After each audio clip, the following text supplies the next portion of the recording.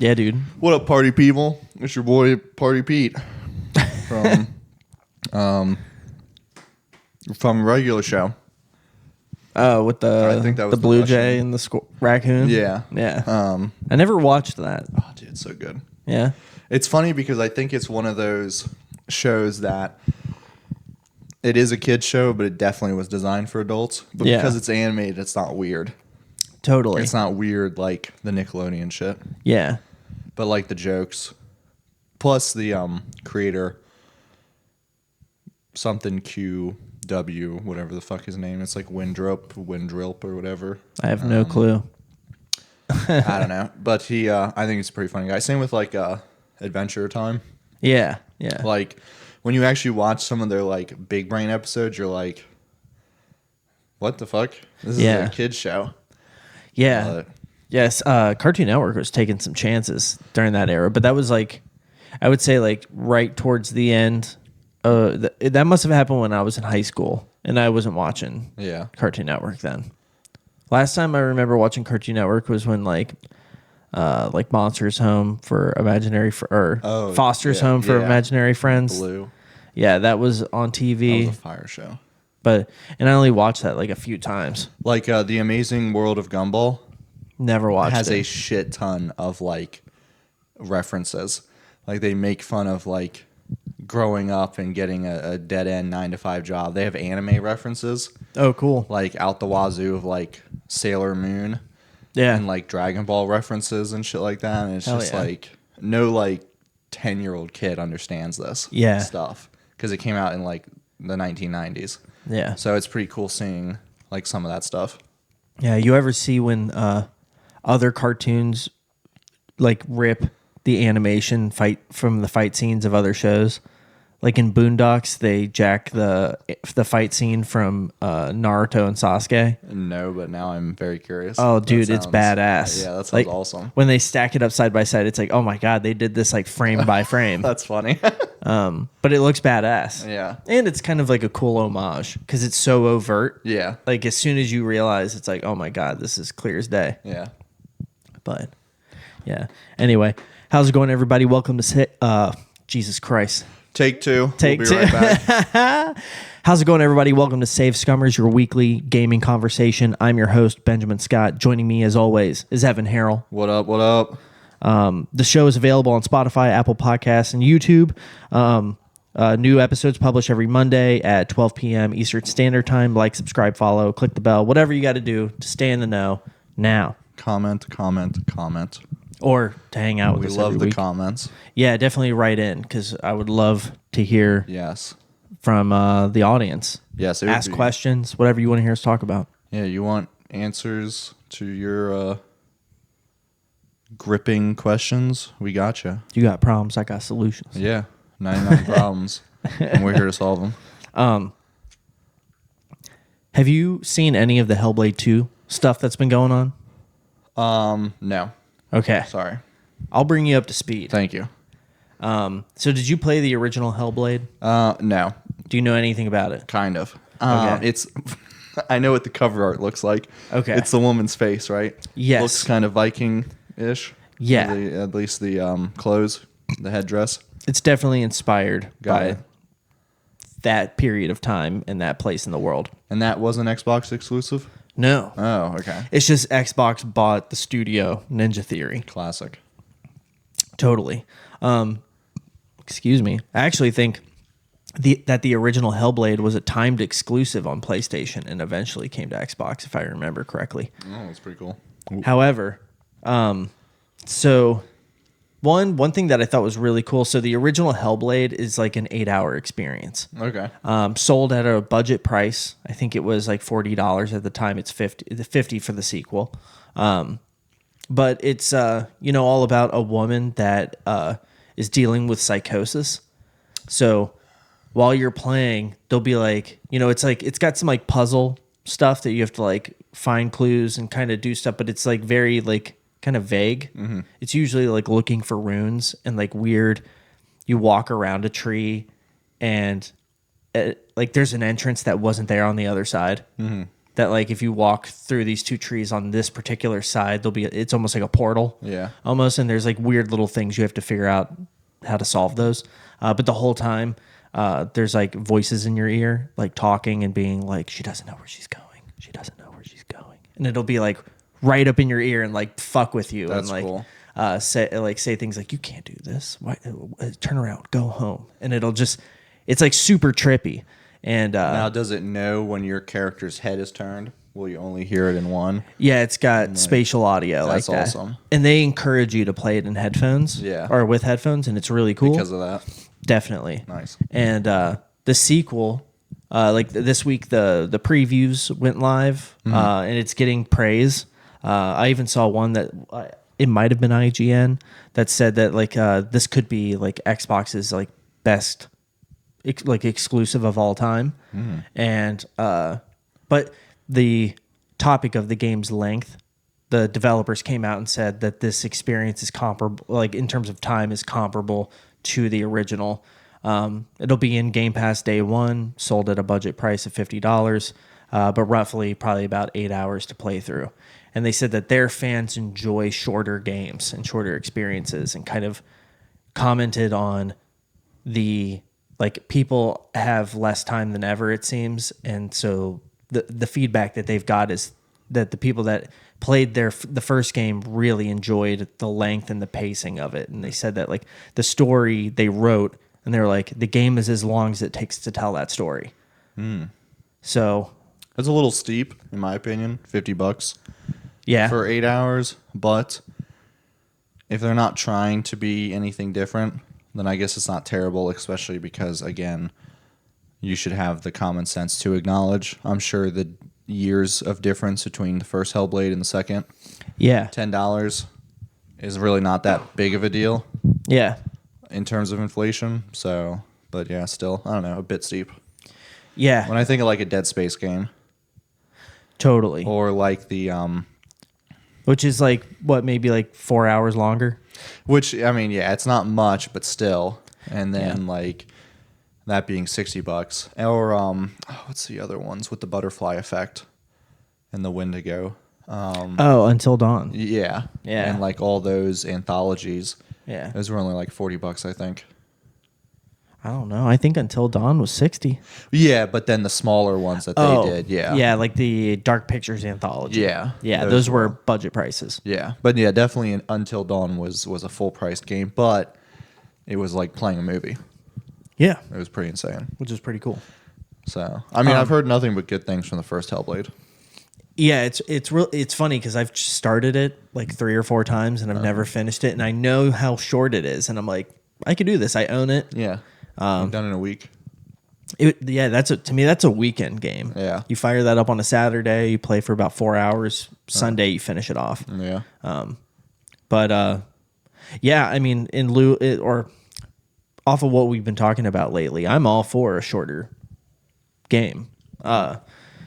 Especially like after playing Alone in the Dark, I think my first playthrough of that was like 9 hours, something like that, and then the second time it was 6. that's pretty good. And depending on what they do with it, if there's like other options and other things to do, like, you know, the alternate ending, if there's anything like that, because I didn't finish the first one, I don't know if there was anything like that in the first game, but I personally don't mind it being $50 and like that, especially when it's like, dude, you could pay $19 or $18 for PC Game Pass Ultimate or whatever, and or Game Pass Ultimate, and play it on PC for that price, and then beat it in a weekend and cancel your subscription and probably get a refund. Yeah, You know, it's like you probably, like, legitimately, you could same day purchase it, no life it, beat it in 8 hours, and cancel your Game Pass subscription and get your money back. Because if you cancel it within the same day, they give you your money back. unethical life tips. Yeah, By I mean, then. you literally could do that and play the game for free Yeah, if you want. You know, if you were that worried about it, but yeah, yeah, I don't know. I might just have to do that then. Yeah, put it to the test. Yeah, Yeah, it'd be hilarious if they were like, we know you played the entirety of Hellblade too, so we're not going to give you your money back. yeah, We'll cancel the subscription, but you're out of your money on this one. But Oh my gosh. I mean, if that's your prerogative. Yeah. So what's the controversy with? The controversy is that apparently it is locked to 30 frames per second on console. Okay. The only way to get it past that is to play it on PC. Okay. And they said the old what was it? No. That the 30 frames per second is a more cinematic experience, and this is a similar to the Order 1886. Yeah. The people at Ready at Dawn said the same thing about that game. Is it really that much harder? I have no idea how that would affect the whole process, but is it really that much more difficult to go from 30 to 60? So when you think about everything I know about PC is that frames are harder to compute than resolution. Okay. And so when you go from 1080p to 1440, there's like an increase in the load that your PC or your GPU is under. But when you raise it to like 1440p or even 4K and add 60 frames per second, that's a lot. And so usually they'll downscale and use some kind of like AI, like DLSS or something to like render or like checkerboard render a 4K image, but it's based on a 1080p or 1440p native thing. And all I know is that frames are a lot more labor intensive than resolution. Okay. And so what I would think is that when they try, they just can't get it to hit 60. Okay. And so instead of doing it, they're just like, we're just going to do 30 locked, because if we did unlocked, it would be dipping and chugging and it would be noticeable and people would complain. So we're just going to lock it at 30. And then if people really want to experience it at 60, if they have a PC that can do it, because like I bet I could run the game on that PC there, on that monitor that I have it hooked up to, that's just a 1080p, like 165 hertz display. And I don't know if I'd get 165 hertz, but I could probably run it with an unlocked frame rate and see how high it would push. And because it only outputs 1080p, it'd probably be no problem. Because, you bring the resolution down, you can increase frames. Yeah. And so, but on a console, what's weird is you can't set your output to like 1080p and only render the game in 1080. They'll render it how the console renders it and then only give you a 1080p output.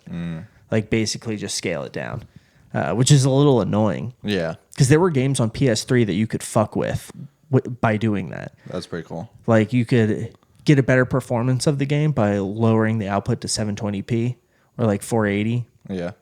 And which was really cool if you cared about that back then. I know I did not care. When you during the 360 generation, did you care about performance at all? Not that I can think of. Yeah. And like I know that's one of the issues with like 1080p, 4K, like the OLED, the 8K, stuff like that. Like it's cool and all that these displays can project that, but the human eye can only recognize so much.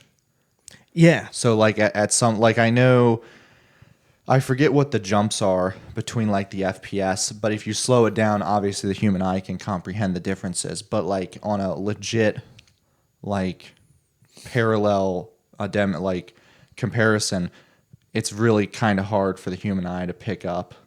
Yeah, you'd have to see them side by side to really notice. Yeah, so like when you are playing it right there with no side comparison, it's not really that big of a deal. Yeah, and if you're sitting on a couch like across the room from the screen, that's when like it can be really difficult to notice how blurry an image really is. Yeah, because I always hear that when games come over to PC, that people are always pissed off and disappointed that it's like locked at 30 or 60, and it's like, okay, yeah, but again, you're not like your human's eyes can only comprehend so much or like take it in. Is it really that big of a deal? I would say the jump from 30 to 60 is essential. Okay, but like 60 to 75, I think that's the jump that the human eye can't tell. Yeah. There are like jumps that you can tell, but I think again there's some video on YouTube I watch. It's like 30, 60, and 75 hertz, or it was like the refresh rate. The human eye can definitely tell like 30 to 60, but not 60 to like 75, and then I don't know. Yeah, it's funny because if I had it my way, Yeah. I would 100% raise the standard for all games to have to be 60 frames per second, and whatever they look like, that's where we're at. Okay. And we set the clock back a little bit. I don't like, because like the last time I played a game in 30 frames per second was Final Fantasy 16, because it actually, with like a little bit of motion blur, looked better than the performance mode. Hell yeah. In my estimation. Well, I mean, with all the particle effects going on. Yeah. And stuff. But every other thing, I have my system set up to default to performance. So when I start a game, it's just in performance mode. Okay. I want the frames, and playing on these screens like this, like if it's rendering it at 1440p to give me that, and not having to stretch it to 4K, because I have these set up to be like 2K displays or 1440p displays. Except for that one. That one's a 1080 for the PC. But I think that, like, to me, it definitely sucks. Like, I started looking at my PC. It was like, well, I guess if I'm playing Hellblade 2, I know where I'm playing it. Yeah. And it's funny because this week I packed my Series X up and put it in that closet right there. Oh, no. I was just like, man. Don't use it? Yeah, I don't use it. And it's just sitting there. And I could free up the extra port to connect my capture card and just make it easier. It's a monument to your sins. Yeah. The Xbox just staring at you. Yeah. Well, that's why I closed the door on the closet. Yeah.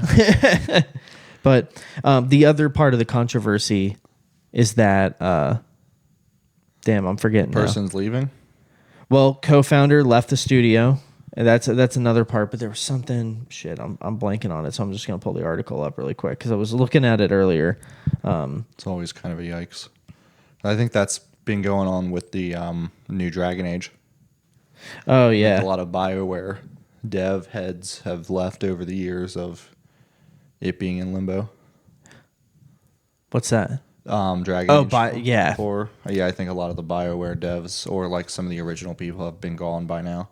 Yeah, didn't they like reboot? I would say BioWare is not... The people that were at BioWare when people loved it are not there anymore. Oh, yeah, because BioWare made Anthem, so that tanked their studio.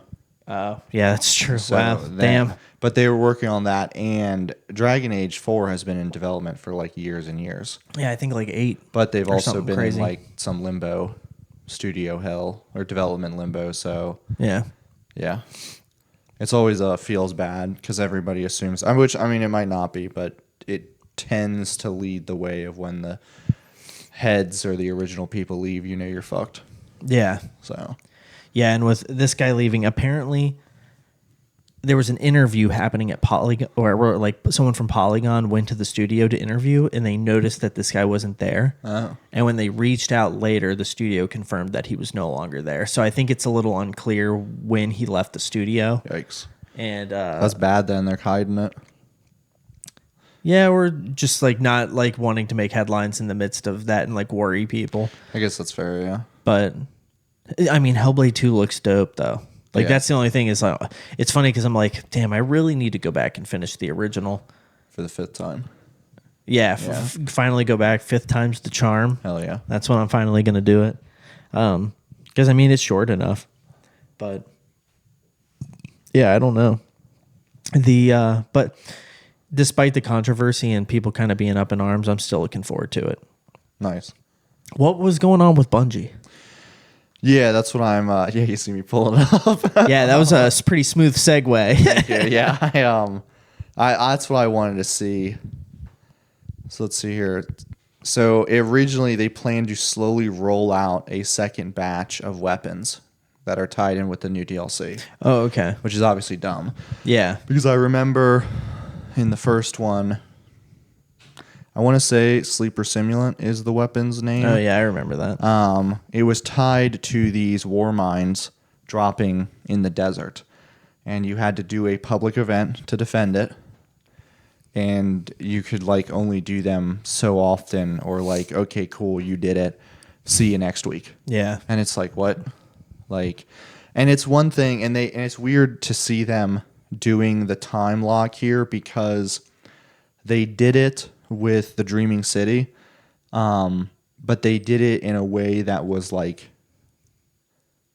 acceptable in the fact that I'm going to spoil it at this point because this is like the content didn't exist, does exist now. People who would have played it should have already played it by now. Yeah. The ones that came with Forsaken, it was the second area in the Forsaken DLC. But the whole idea was some of the activities you could do were on a 3-week rotation because the Dreaming City or whatever was eternally in a constant cycle loop of corruption and purifying itself. So like canonically with the lore and everything, you're like, okay, I'll give it to you. Like I have to come back next week. But they also did change some stuff aesthetically. So like it did match up with it. Like this is what I did on this week one. It's going to get a little bit harder, and then this is the peak. I need to do all 3 to get X gear or whatever. So you're like, okay, that's fine. Yeah. You know what I mean? Because it's tied in with the lore of like the corruption and whatnot. So I don't know. It's just weird to see them just go, yeah, no. So they've rolled that back. They're not going to time the content. They're just going to put it all out at once. Yeah, you can collect the entire set April 30th. Okay. I have to look. I don't really know what Brave weapons are, but... Yeah. The Brave Arsenal. It's been so long since I played Destiny, dude. I'm assuming that's just some new shit. The Brave weapons. Like what? What? Can I ask you a Destiny 2 question? Sure. And you tell me if you remember this? Okay. You familiar, I think it was on Earth, the area on Earth called Winding Cove? Do you remember that? There was an event that would happen there. And sometimes Zool... or whatever, the guy that sold you the guns, the legendary... Oh, Zur? Zur. Yeah. Yeah, sometimes he would be in that area. Yes. And so you'd have to go there, but there was like there was an event, or like a public event. Is your phone okay? Yeah. It's that OtterBox. Yeah. But that was like one of my favorite things to do. I wish I could just boot up Destiny 2 and go do that. That's one of the things I did really like with Destiny 2 was the fact that most public events had a hard version if you did stuff a certain way. I thought that was really neat. Yeah. Like, I really liked that. Ramping up the difficulty, you're going to get more rewards, but you're going to have to deal with more shit. Yeah, it was like if you could shoot him before he, like, shoot him to a certain point before he, like, staggers. Or, like, it would be some weird thing like that, or, like... there'd be like these 3 things that would come out, and if you shot and exploded those before the guy died, he would go into like a second phase. Yeah. And no, that stuff was rad. I vaguely remember that, and yeah, those were dope. Yeah, because you would kind of figure them out in time. Yeah. And go, oh. Because they were noticeable, but while you're fighting all the regular enemies in the boss, you're not thinking about it the first couple times. Yeah. But then you know some random shows up, and you see him shooting vents, and you're like, get a load of this fucking idiot. And then you see like it changed completely and you're like, how the hell did that happen? Yeah. Like maybe he did something. Yeah, that shit was cool. Dude, Destiny in its prime. Yeah. So fucking good. Dude, and here I am disappointed. I guess this is a picture of the Brave weapons.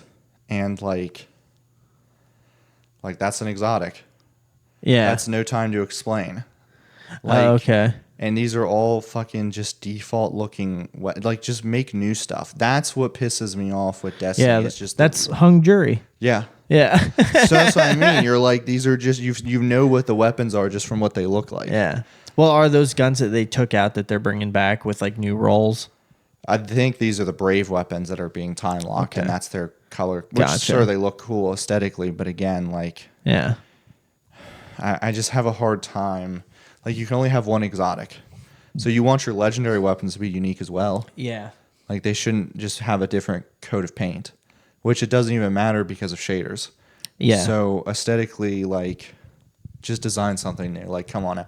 Pull something from your scrapped designs that you didn't flesh out. Tell somebody you've got a week, render it. I mean, it can't be... The modeling, if the hands don't need to be in the animations, you can cheese on that and skip that. You're really just making the asset. I can't imagine that takes that much effort. I have no clue. I'm gonna stand on that hill and be like, That's your say with the if- with yeah. the chest for the week. if you don't have to mess around with the animations of the gun too much, and it's just a simple, just still image. Yeah. I wonder if it's just the balancing, where they're like, at this late in the game, Yeah. we don't want to introduce something that completely breaks the meta. They can't. Well, I mean, they can't even balance it to begin with. Yeah, might as well have fun. Yeah. So yeah. Yeah. If you're not gonna be able to separate the difference between PvE and PvP, then Yeah. that's what was a big nail in the coffin. That I bet if they did it again, yeah. like if they made another Destiny, which I doubt they would ever want to do. No, they were supposed to. Yeah. I doubt that. I feel like they would take out Crucible Oh well, yeah, without a doubt. and just let it be a PvE game. It's so crazy, remembering when they first talked about the first Destiny, and they hit you with 10 years Yeah. worth of Destiny. That was unfucking heard of. Yeah. For a game, 2014. Yeah. For a game They've done it. studio to be I mean, yeah, they have done it, but they're just a brand new concept, never before seen, 10 years of this.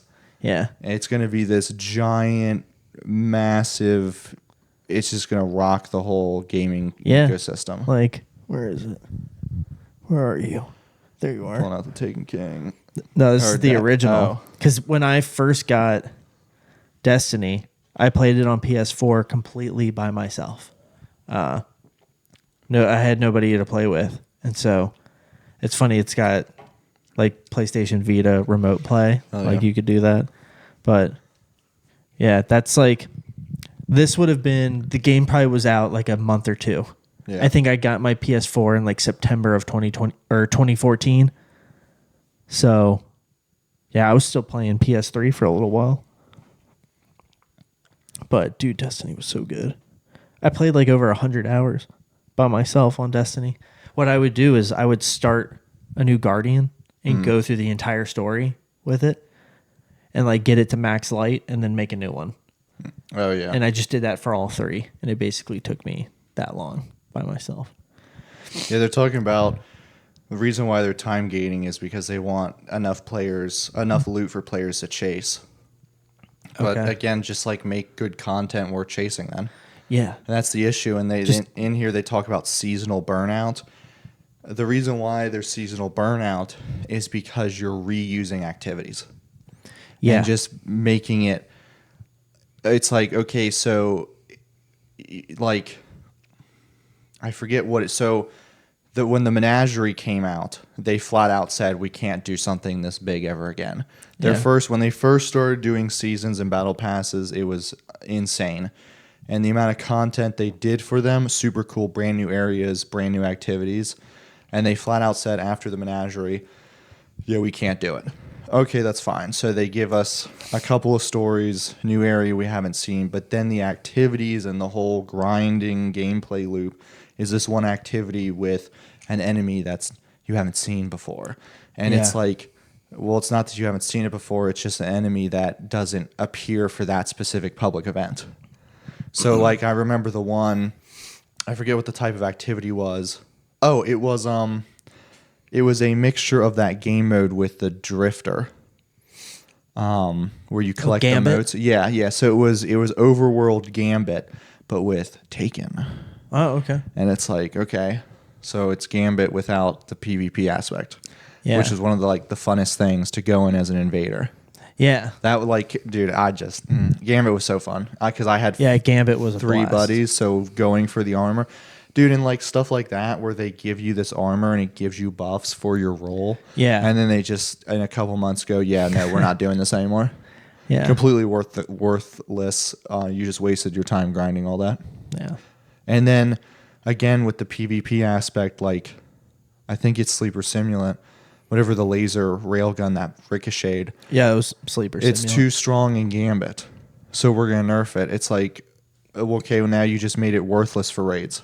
Yeah. And strikes. So what the fuck? Yeah. It's It's almost like you wish that they could scale it for the game mode. Yeah, or just I don't know, just do something no exotics. I don't know. It's just come on, just do at the core you are kind of an MMO, so Like Final Fantasy 14 has PvP as well, and Yeah. the skills are drastically condensed and a fraction of what's available in the overworld.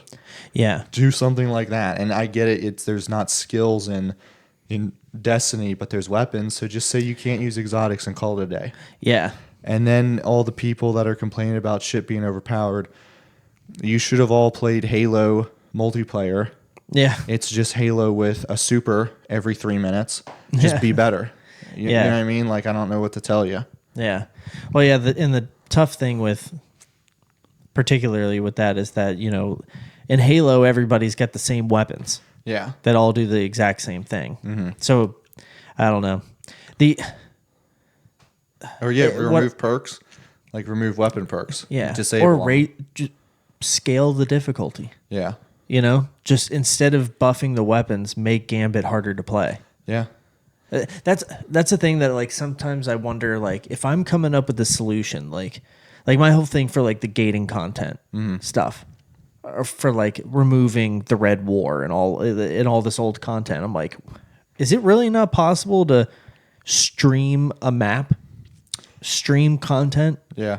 Like, I imagine it's probably expensive. Sure. To house all of that so that if someone randomly gets it in matchmaking, it loads.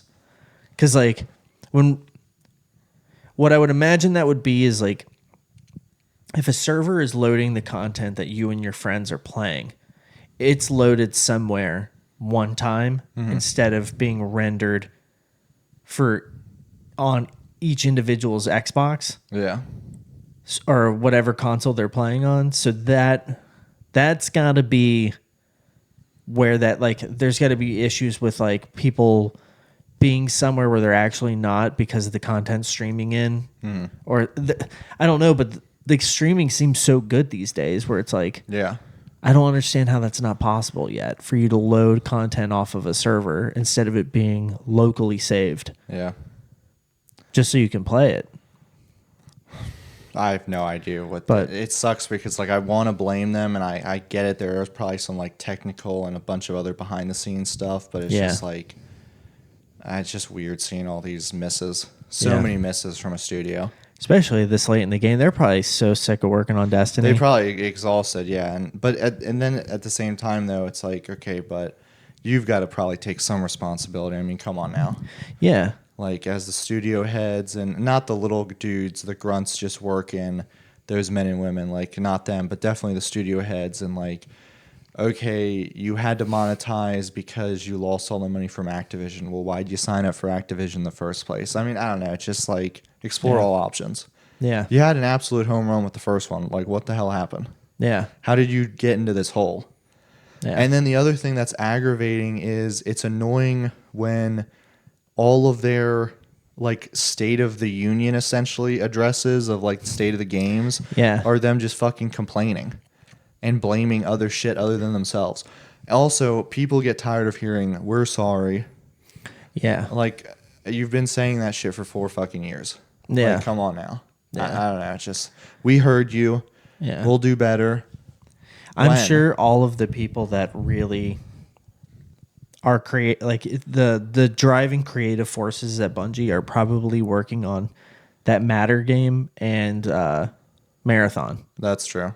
And dude, which sucks. I'm sure that the people that are still working on Destiny are offshoot support studios and smaller teams within Bungie that are just like, hey, we're going to make this content. They're probably ready. They're like, drop this and let me go the fuck home. Yeah. Fire me. I don't care. Yeah, I'm sure they'll put out the final shape, support it for a little while, make sure it's stable and everything's going well, and then hopefully they just let it go and they just say, this is the state of Destiny forever now. Have fun. Yeah. It is what it is. It needs to die, I think. It's like, it's just an animal that's been dying. It's like a turtle. It'd be wild if the campaign, as you played it, once you finished it, like almost like The Sopranos, it just cut to black, and then you literally couldn't turn the game on again. And they were like, "Yep, it's over." That'd be funny. Yeah. Thanks for your money and time. Oh, yeah. Dude, just we're done. I'm just tired of people defending that fucking game. And like again, I haven't played it in years, and I'm sure there's some aspects, but just for full value for your time and commitment, for $40 for like 8 fucking missions, Yeah. like I don't know. And then on top of that, again, as someone who's done raids, I'm a huge advocate of just making the core player base better. Just have cooler mechanics for strikes. There's nothing wrong with that. Yeah. Like, and I like how they have the difficulty modifiers and the modifiers, but again, being swarmed by enemies is not a fun difficulty challenge. Yeah. Having to like input a code in Helldivers where you're getting bile spewed on, it doesn't take a lot of time, but it's fun to, it's an extra little challenge thing that you're like up, down, up, left, right, up, like, oh shit, I was just killed. Gotta do it again. Like, or I fucked up. Oh my God, Yeah. I'm always like holding L1, reaching across the controller to move and enter the code at the same time. Hell yeah. Dude, we got to get back to Helldivers. Yeah, your buddy needs to. I know, he keeps bullshitting. Last Sunday, he sat in the living room. I brought it up. And he was like, oh my God, when I go home, I'm just going to buy it. And I was like, okay, cool. Where you at? Hasn't said shit. I've sent him I don't know how many Helldivers articles. Doesn't say shit back. Damn. He's ghosting you. He's scared. He is ghosting me. Did you hear that there's a rumor that there's going to be another Gears of War game announced this summer? No, but that's big. Yeah. So that's huge. You've played all of them? Or have you not played 4 and 5? I don't think I've played 4 and 5 because that's when I left Xbox to get a PS4. Got you. So the last one I think I played was Judgment. Okay. Yeah, I haven't played Judgment. I thought it was fine. I thought it was fun. Yeah. I think people shit on it, but it was fun. Yeah. Okay. And then I'd like to go back to it. Because 4 is the one where Marcus is old. Yep. And then you play as his son. And 5 is the one with the woman. Kate. Yeah. A woman in it. Dude, not in my manly, oiled up video game. I'm kind of like a Gears, at least Gears 5 apologist. Okay. But I'd have to go back and play Gears 4. What I remember about Gears 4 is that you're shooting a lot of robots, which doesn't feel like Gears of War to me. I want to fight the monsters. Yeah, the locusts. Yeah. Ugly bug people. There's something, I know it's like apples to oranges because it's like a third person over the shoulder and it came first kind of thing with Gears of War, but Gears of War kind of fills the void for me where I no longer have resistance in my life. Gears of War kind of has a very similar story. Yeah. These creatures are not, so what you're fighting is not from outer space. Yeah. It's from the planet, which is really cool. Oh yeah. And I don't know. I remember when I was playing Gears 5 a couple of years ago, I was like, dude, this game makes me feel like I'm playing Resistance again.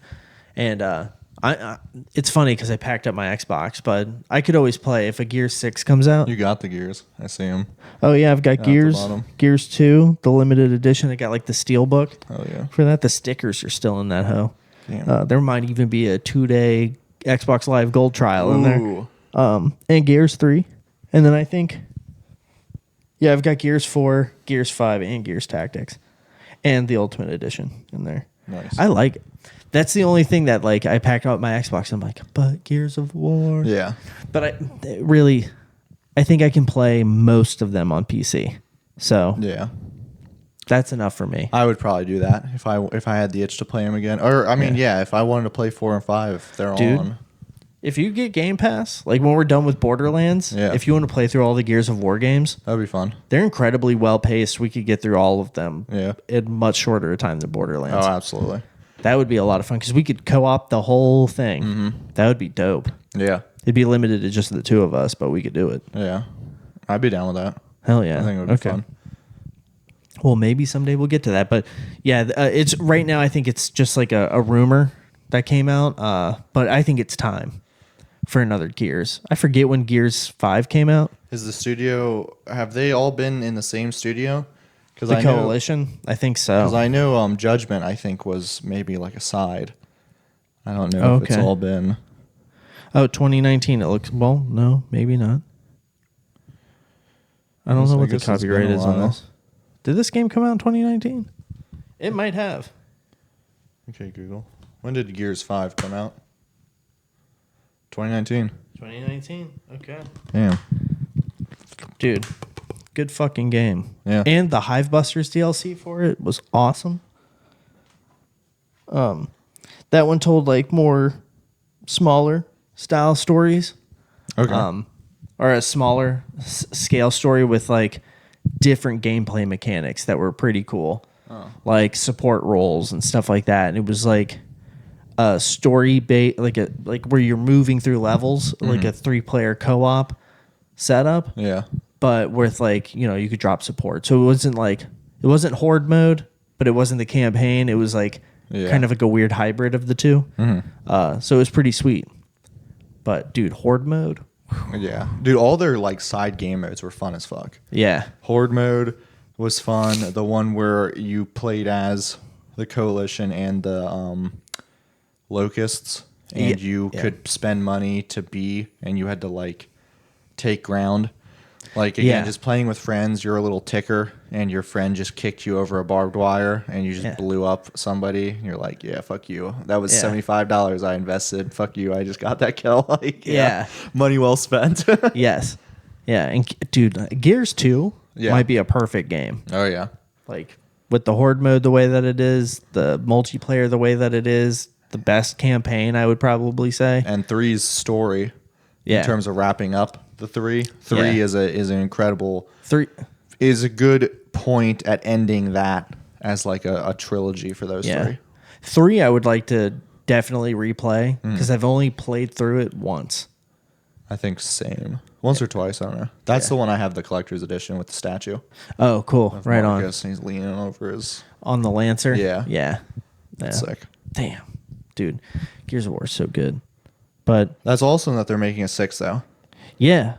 Because, dude, I honestly think that, like, one good Gears of War game... Yeah. An Xbox, good... all the conversations we've been saying or been having, it's crazy could all turn around. To think, like kind of tying to last week's episode about should they just be a publisher?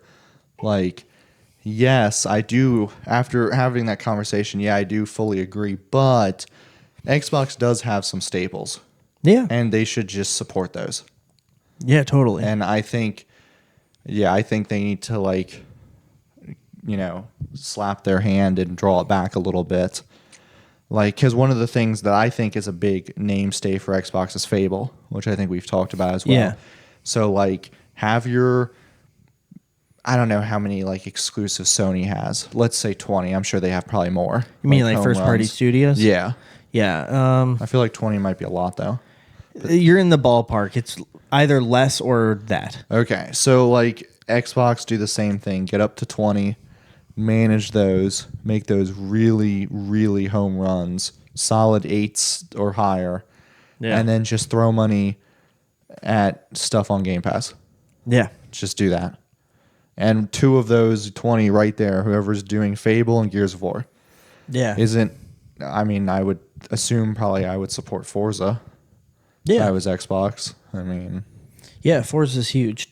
Turn 10, successful studio. There's 3. My hot take, though, as somebody that plays a lot of racing sims, a Forza Motorsport, while having tracks that I wish were available on Gran Turismo, doesn't hold a candle to Gran Turismo. The presentation and the overall aesthetic of GT7 is so superior in my eyes. Like, it's funny because I'll play Forza Motorsport with my buddies, and we get really used to it, and I start like really liking it and getting used to the controls. But then I'll switch over to GT7 and be like, "Oh shit, dude! Yeah. If only they had bought PlayStations instead, and we were all playing this together, because it's so good." But yeah, they would have to, like, to me, it's the tent poles are Halo, Gears, and Forza. I think there's even like a meme song about it, like some like YouTube video of like Halo, Gears, and Forza being like their burgers, fries, and shake. And now you've got Skyrim. Yeah. Potentially. So like, just, I don't know. Have your, like I said, no more than 20.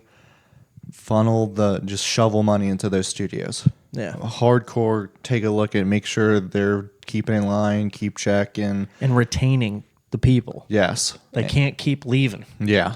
They gotta stay. And then throw money at all the other side publishers to get them on Game Pass. Yeah. I mean, yeah, I think that's the route they should go. Yeah. I'm coming for your job, Phil Spencer. newest Xbox boss, Evan Harrell. Yeah. I mean, yeah, I might dust off the Xbox, but I'll probably also just play on PC. Nice. Like, that's where I'm thinking I will play those games now. Yeah. It's funny because there's like, the only thing is I don't want to buy them through the Xbox store, like Marketplace, even though my digital library of Xbox games for the most part is there. Yeah. Some Steam achievements. Yeah, I think I would rather buy it on Steam. That's what's fucked up, dude. Yeah. Seeing those shiny Steam achievements. Yeah, and so Steam would get the 30% rip off that instead of 100% for Xbox for selling it on their storefront. Oh, that's what they get. Yeah, I mean, if they want to make it available everywhere. And then there's also the possibility, I don't know if the rumors are really out there or if it's just like speculation from people, but the idea of like a Marcus Phoenix collection coming out, almost like Master Chief collection. Oh, that would be dope. And come into PlayStation. If that happened, that would be big. Because Gears of War was originally developed with PlayStation 3 in mind. They had a version of it that worked. Oh, that's dope. But then, the deal was made so that Microsoft published it, Microsoft Game Studios, and then it became an exclusive. But yeah, like, honestly, that's a good point. And we've talked, like, Phil Spencer is always the one saying that Xbox is ready. It's Sony that's keeping the door closed. Have they offered Gears? Have they ever approached Sony and said, hey, we'd like to put this on your platform? Sony doesn't seem to mind. Yeah, so, like, why aren't they? I mean, I don't know. You're calling out your opponent, but you're not extending the olive branch. That's not a good look. Well, that's the tough thing. I think Xbox is in a position where they have to play the balancing act of, like, they want to make more money on the games, but if they start just pushing Halo, Gears, and Forza onto PlayStation, the fans are going to start just being like, totally. What the fuck? Yeah. So I think even though they would want to do that, they have to be patient because they have to play that weird thing of like, okay, you can't cause internet outrage. Yeah. Because eventually the vocal minority will make sound loud enough that the casuals hear about it and they go, oh, you mean I can just buy a PlayStation and play all the Xbox games over there? Yeah. And so, like, I think they have to be very judicious about the ones that they bring over. And I think recently I was reading that Sea of Thieves is supposed to be like a really big test for whether or not they bring more games. I've had my friends are playing Sea of Thieves on PC, which I knew it was on there, but I've been seeing them play it. Cool. So I know there's people that love it. Oh, yeah. And it's crazy. They love it, and it, like, doesn't get regular updates or... I mean, it did get, like... I think it had, like, Captain Jack Sparrow they added. Yeah, I saw that. But I don't think an E3 or something. I don't think they, like, update the game very, very often. They do. They still support it without a doubt, but, like, it's not getting these big content drops every couple months, I don't think. I could be totally wrong. Yeah. I would be interested in seeing what the gameplay loop is. Because what are people getting addicted to? Like sea battles? Yeah, it's just fucking with other players. Yeah, just sailing around and fucking raiding people's ships. Yeah. Oh, okay, that's cool. Like, I mean, shit. Yeah, that's all it is. Damn. There's a famous video on YouTube where it's this person and they're getting like attacked by another player, and they just, I guess, got a bunch of loot and they're on their way, and then like the dude's like on the wheel, and then there's a player behind him, and he's like, Captain, and like his fucking buddy turns around and this like pirate music comes, and it's this fucking massive ship that's like crashing against the waves, getting closer, and he's like, no, we're so close, fucking please don't raid. And they're just like, and it's this epic like Pirates of the Caribbean music, and this fucking boat, and there's just a shit ton of cannons come, and they're getting blasted. It's really fun. It's only like a minute long, but hell yeah, if that's what it is, and you can replicate that 24/7, I could see why people play that. Yeah, no, totally. That would be something I'd be interested in checking out. But the whole thing that I always come back to is like, do I buy it or do I just get Game Pass for a month and play it that way? Yeah. I'm sure 'Cause, it'll be pretty big if it does come to PlayStation. Yeah. And then I'm assuming there'll be crossplay. There's got to be. Yeah. There's no. Yeah. I don't think. Weird if there wasn't. Yeah. I think that they're hoping that they get a bunch of people in the door. A bunch of people are playing it all together, and it raises the rising tide raises all ships or whatever. That floats all boats. Because if it does come, I'll probably pick it up if it comes to PlayStation, because then there'll be a ton of players and stuff to interact with. Like I said, I've heard it's grindy and they do get updates, but it's not like a crazy amount. But I think the gameplay is just unbelievably fun. Yeah, and I wonder what that story's like. Like, is there a lot on offer there, or is it mostly just like, what do they call it? Like diegetic experiences? Yeah, I think it's just go to said island, fight said skeletons, gather loot, go home. And have weird random shit happen with other players. Don't get raided. Yeah, got you. Okay. So like in that aspect, it's what is enticing about games like Rust. Yeah. Where like that PvP aspect, you're going to be fighting players and stuff like that. Like that's what draws, like, can I pull off getting all this loot and money without another player interfering? Yeah. So you're like super fucking paranoid for an hour heading back to base. Yeah. So yeah. Just fucking fingers and toes crossed. Yeah. The only other thing that I had for us to talk about before we move on to the topic of the show is that it's an Xbox topic again. It was a big week for Xbox news. Xbox week. The Xbox president, Sarah Bond, set up a new team focusing on game preservation and forward compatibility. And this was an email that linked that Xbox eventually confirmed. And I found out there was an exclusive article on Windows Central. And basically what it sounds like is, they still have a commitment to making another console. Okay. And they're really trying to make sure that they have a team put in place to make sure that as they continue to make these new consoles and make these leaps and bounds, people's libraries will continue to move forward in perpetuity. So I think that that's good. Yeah, it's almost like a kind of like a sign of good faith to the players of like, hey, like we're still committed to doing this, and if you're thinking about jumping ship, maybe hang in there because we're if Sony still believes in generations or whatever that quote was when they were asked about backwards compatibility. The biggest technological leap ever in a generation. Yeah. Which does Xbox do what PlayStation does with the Pros? The Pro version of their consoles? Does Xbox have that? So I feel like they do. Well, it's weird because they complicated it. Because remember, the Xbox One came out, and then they came out with the Xbox One S. Yeah. And then which was basically the same system, just put in a smaller box that was cheaper. Okay. And then they had the Xbox One X, which is the one that I have out in the living room. Okay. Yeah, I know they don't make it. Their names aren't as simple as PS4, PS4 Pro. Yes. PS4 Slim. Like, you can tell what it's going to do based on the name. What's funny about that, like, fucking trivia night, is they've never actually said PlayStation 4 Slim. That is like a colloquial term that PlayStation gamers give to the mid-console refresh because they typically make it smaller. And like I think it comes from PlayStation 2. That's crazy. Because remember there was PlayStation, which some people called the PSX. Mm-hmm.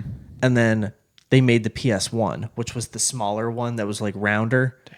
And then they did the PS2, and then they launched the mid-generation refresh PlayStation 2, but it was the one that was super thin and small and had like the top flap that would come up. Yeah. They did that, and then they did the same thing with PS3. They had like the big one with the PlayStation font or the Spider-Man font on it, and then eventually they made a smaller one. But they've never actually called it the Slim. It's just the mid-gen refresh that we all call that. But then with PS4, they did the mid-generation iteration where they introduced the Pro. Yeah. And around that same time, Xbox did the One X. Okay. And then when the Series consoles came out, they were just like, there's the Series S and there's the Series X. Yeah. And so if they did one like like a pro version. Yeah. I don't know what they would name it at this point. Well, because I like hearing the biggest technological leap ever in a generation, because at the end of the day, consoles are going to have to start with this next generation. I feel like they're going to have to do something pretty drastic. Yeah. Like people are, I mean, maybe not, but like when I'm thinking about the 4 and the 5, like, okay, cool, my controller can do some stuff in the game and better graphics. Yeah.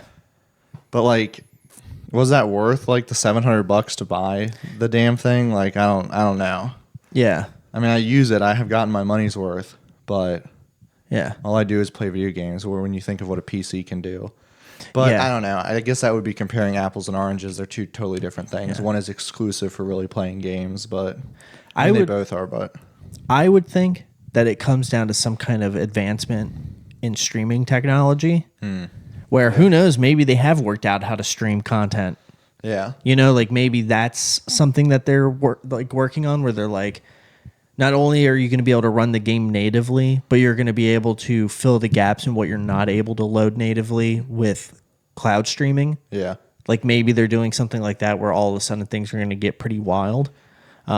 That's one of the things I think Xbox has PlayStation beat is the games that have mod support. Yeah. It's like easier to transfer that over to Xbox, I feel like. Yeah. That is one thing I'd like to see, like just more essentially the Steam Workshop if the consoles had an equivalent of that. But I don't know if that would deal with like proprietorship or something and like getting into the hardware and Yeah. I don't know. I think PlayStation's really sensitive to attack vectors. yeah. After the PSN crash or you know, the blackout. Yeah, I think they're just really protective of that. And Xbox probably has, I mean, Xbox has been always really great about services. And so something like that, it seems like they have what it takes to make something like that happen. Yeah. Pretty easily. Especially since, I mean, the Xbox is a direct Xbox. And the way that PCs run games is DirectX. So it's like they basically just made a small PC console that they sell at a loss. And so I would imagine that the way things get ported over is easier than having like this proprietary thing like PlayStation does. I just feel like it is easier on Xbox, but Yeah. it would be cool to have some form of that. Yeah. So I also feel like I've been breathing into the. Yeah. I've been like hearing it now. I'm gonna fidget with my mic Yeah, no, it's no big deal. because I don't want to just sit here with like a mouth breather. Yeah, I've been trying to pay attention and breathe through my nose. I feel like when I was a kid, I breathed through my nose more, but the older I get, the more I breathe through my mouth. I don't know. Just It's a great content, not just trying breathing. Yeah, not trying to have people get a gust of every. Well, with all of this that we've been talking about, for the topic of the show this week, I wanted to talk about, would we ever switch to PC permanently? And I wrote this little thing that says, when I consider that if someone was patient, a PC player can experience multi-platform games, Xbox, and eventually PlayStation titles. If someone were in between consoles or starting to play video games for the first time, I'd suggest they build a PC or buy one that's pre-built. But if at the turning of the next console generation, would I take my own advice? I feel like I would be tempted, but would I abandon my libraries and start over on Steam? And I kind of wanted to think about this because it seems like with Helldivers 2, PlayStation is even starting to look at day and date PC releases. And with the comments recently from Hiroki Totoki, who took over for Jim Ryan at Sony, it seems like even PlayStation's starting to entertain the idea of day and date PC releases instead of making them available on like Xbox or some other platform. I think they're looking at, let's just do PlayStation and PC. They have Nix's software as a port house. And Xbox, basically, you can buy the games on Steam, or you can buy them, or you can play them through Game Pass on the Xbox store, or buy them there as well. Like they have their own launcher. It'd be interesting if someday PlayStation had their own launcher, so that you could have trophies and have all your trophies come over. That would be cool. Yeah, That'd be dope. And maybe even your libraries. That would be cool. They do have an app on PlayStation. they have like a PSN remote control. Yeah. I know I used it because I wanted to be scummy in my career in Rainbow Six Siege. Oh. And I wanted to use a mouse and keyboard on console. Oh, gotcha. And I had to like set up stuff on my computer. Yeah. And, like mirror the image to play. Yeah. So I think now years ago. PS5s have mouse and keyboard support. Oh, that's really cool. So if you wanted to play a game like that, you can hook up a mouse and keyboard and Wait, play. what the? That's crazy. I have no idea. So if they have mouse and keyboard support, then You could play Final Fantasy 14 with mouse and keyboard. why doesn't like all these games that you need like Total War that I was saying with dragging and clicking? Why don't they just go to PlayStation then? God It's only actually knows, dude. crazy to me to think that. I Yeah. had no idea. If that's Yeah. the thing, then why are none of these games coming over? Yeah. When I turn on Helldivers and I connect my mouse, Yeah. I can walk around with WASD. And if I connected my mouse to it too, I could play mouse and keyboard. That's fucking crazy. I had no Yeah. idea. That's how I use the chat. And I'm like, when we're in parties and I chat, I have my keyboard set up where if I press the like basically F1, it connects to my PC. If I press F2, it connects to my PS5. That's unbelievable to know. Yeah, like, dude, because I could think like I could be playing Total War on my PS5. Yeah, getting trophies. Yeah, which is crazy to think. Yeah. It might be available. You just might not have thought to look. I doubt it. There's no way. But like, I'm sure there's got to be some hardware reason as to why not more games are doing that. Because if so, then there would be an insane amount of games on the store.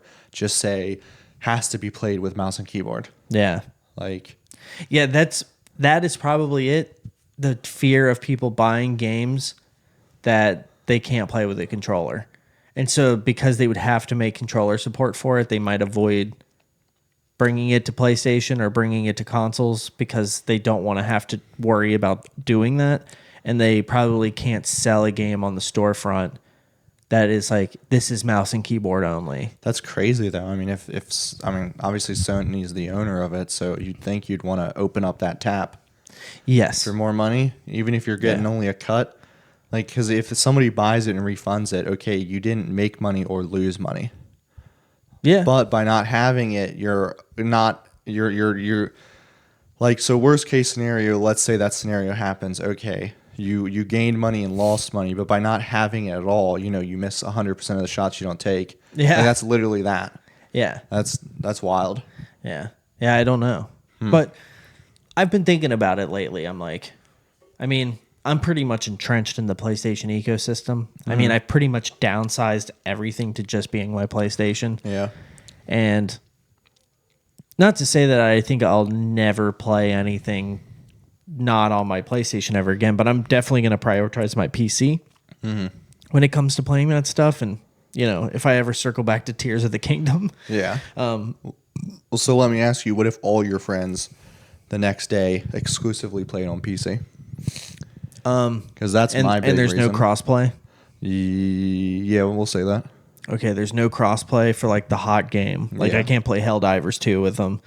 Or I guess that one would be okay, but moving forward, or say the consoles all go away, then I'm definitely. I guess I can't do that comparison or say that scenario because crossplay, the chances of it happening would be real. Yeah. I mean, Because that's the reason why I wouldn't go to PC. yeah. Is because if you look at like economically, there's no way you can get a $700. There's no way with the same amount of money you spend on a PS5, you can replicate a PC to be better than that without having to spend more money. Yeah.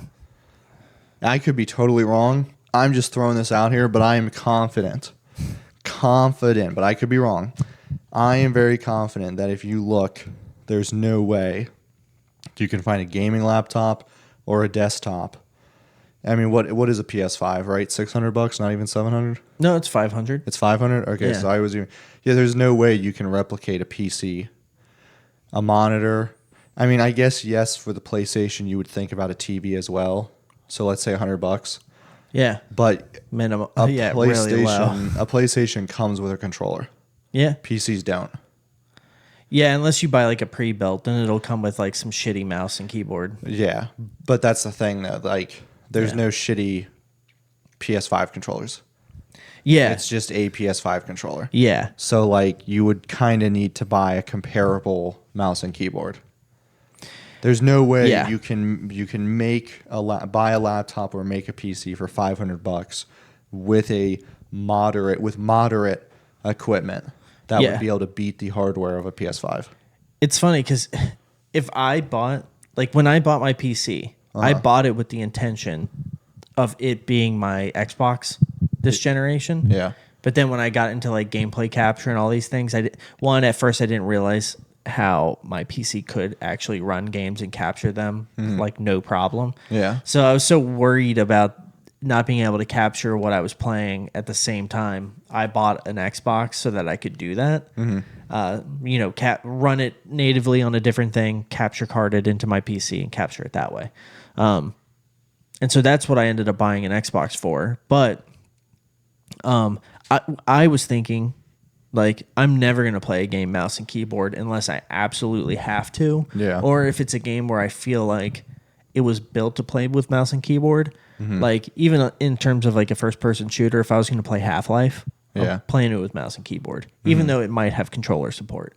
But I was going to buy like an Xbox controller and just use that to play games on my PC. Yeah. And get Game Pass Ultimate and just fuck around with Xbox games that way. Because it seemed like everything, I mean, now really everything is coming. Yeah. But that's probably the only thing with it that would prevent me from jumping to PC permanently is that I'm never going to upgrade anything in that PC. I bought a pre-built, and if I had to buy another PC to get a new GPU and CPU and grow, Yeah. I'm buying another pre-built. And that's $1,000 plus. Yeah, that's like a $1,300 tower over there. Yeah. My cube was, I think, $2,000. Yeah. Yeah, because it was Donald Trump's check plus some money. The Stimmy. Yeah, the 1,200 or 1,600 plus. What kind of PC do you have? I have a 2060 Super, and I have the Sybil Cube, so it's a cube on its side. Cool. Okay. But I paid extra, obviously, because the case is badass. Yeah. But the next one I do, it's going to be a pyramid. Oh, okay. Cool. Just because they can't define me with a box. Yeah. Yeah. But that's, again, $2,000. Yeah. Compared to $500. Totally. Yeah. Yeah. Which at this point, I think, like, the PS5 is probably better than a 2060 in terms of graphics card. Yeah, I don't know. Because when I got that, I was putting all my information into like those benchmarker websites. Yeah. Because I was like, okay, how does this CPU compare to the one, like the estimates they have for the Series X? Mm-hmm. And then I looked for a CPU that was close, if not a little bit better. And then I did the same thing for the GPU. Yeah. And made sure I had a M.2 SSD in there for the load times. And then, I was just looking and made sure I had enough RAM. And so I basically spec'd it to be like a PlayStation 5 or a Series X. But to get that, you have to spend a lot more on it for the PC. So, according to the specs, this is on Reddit though, so we'll see. Okay. According to the specs, a PS5 is equivalent to an RTX 2070 Super on performance mode. Okay. Which is pretty impressive. Yeah, I have a 3060. And that's still even out of date now because of the 40 series. So, but I don't know. I mean, again, to build a 2070 Super PC is probably still like $2,000 or whatever. Yeah. I don't know. Yeah, and I don't know what the difference between I would say that the 2070 might, or because it's the Super, might actually be better than my 3060. Yeah. But I don't know. All that stuff I don't know. But it's still, whenever I play games on that thing, I'm rendering it at 1080p. Absolutely, yeah. And then that's the other, well, I mean, I guess it's not the other issue because you have a 4K PC, you want a 4K monitor.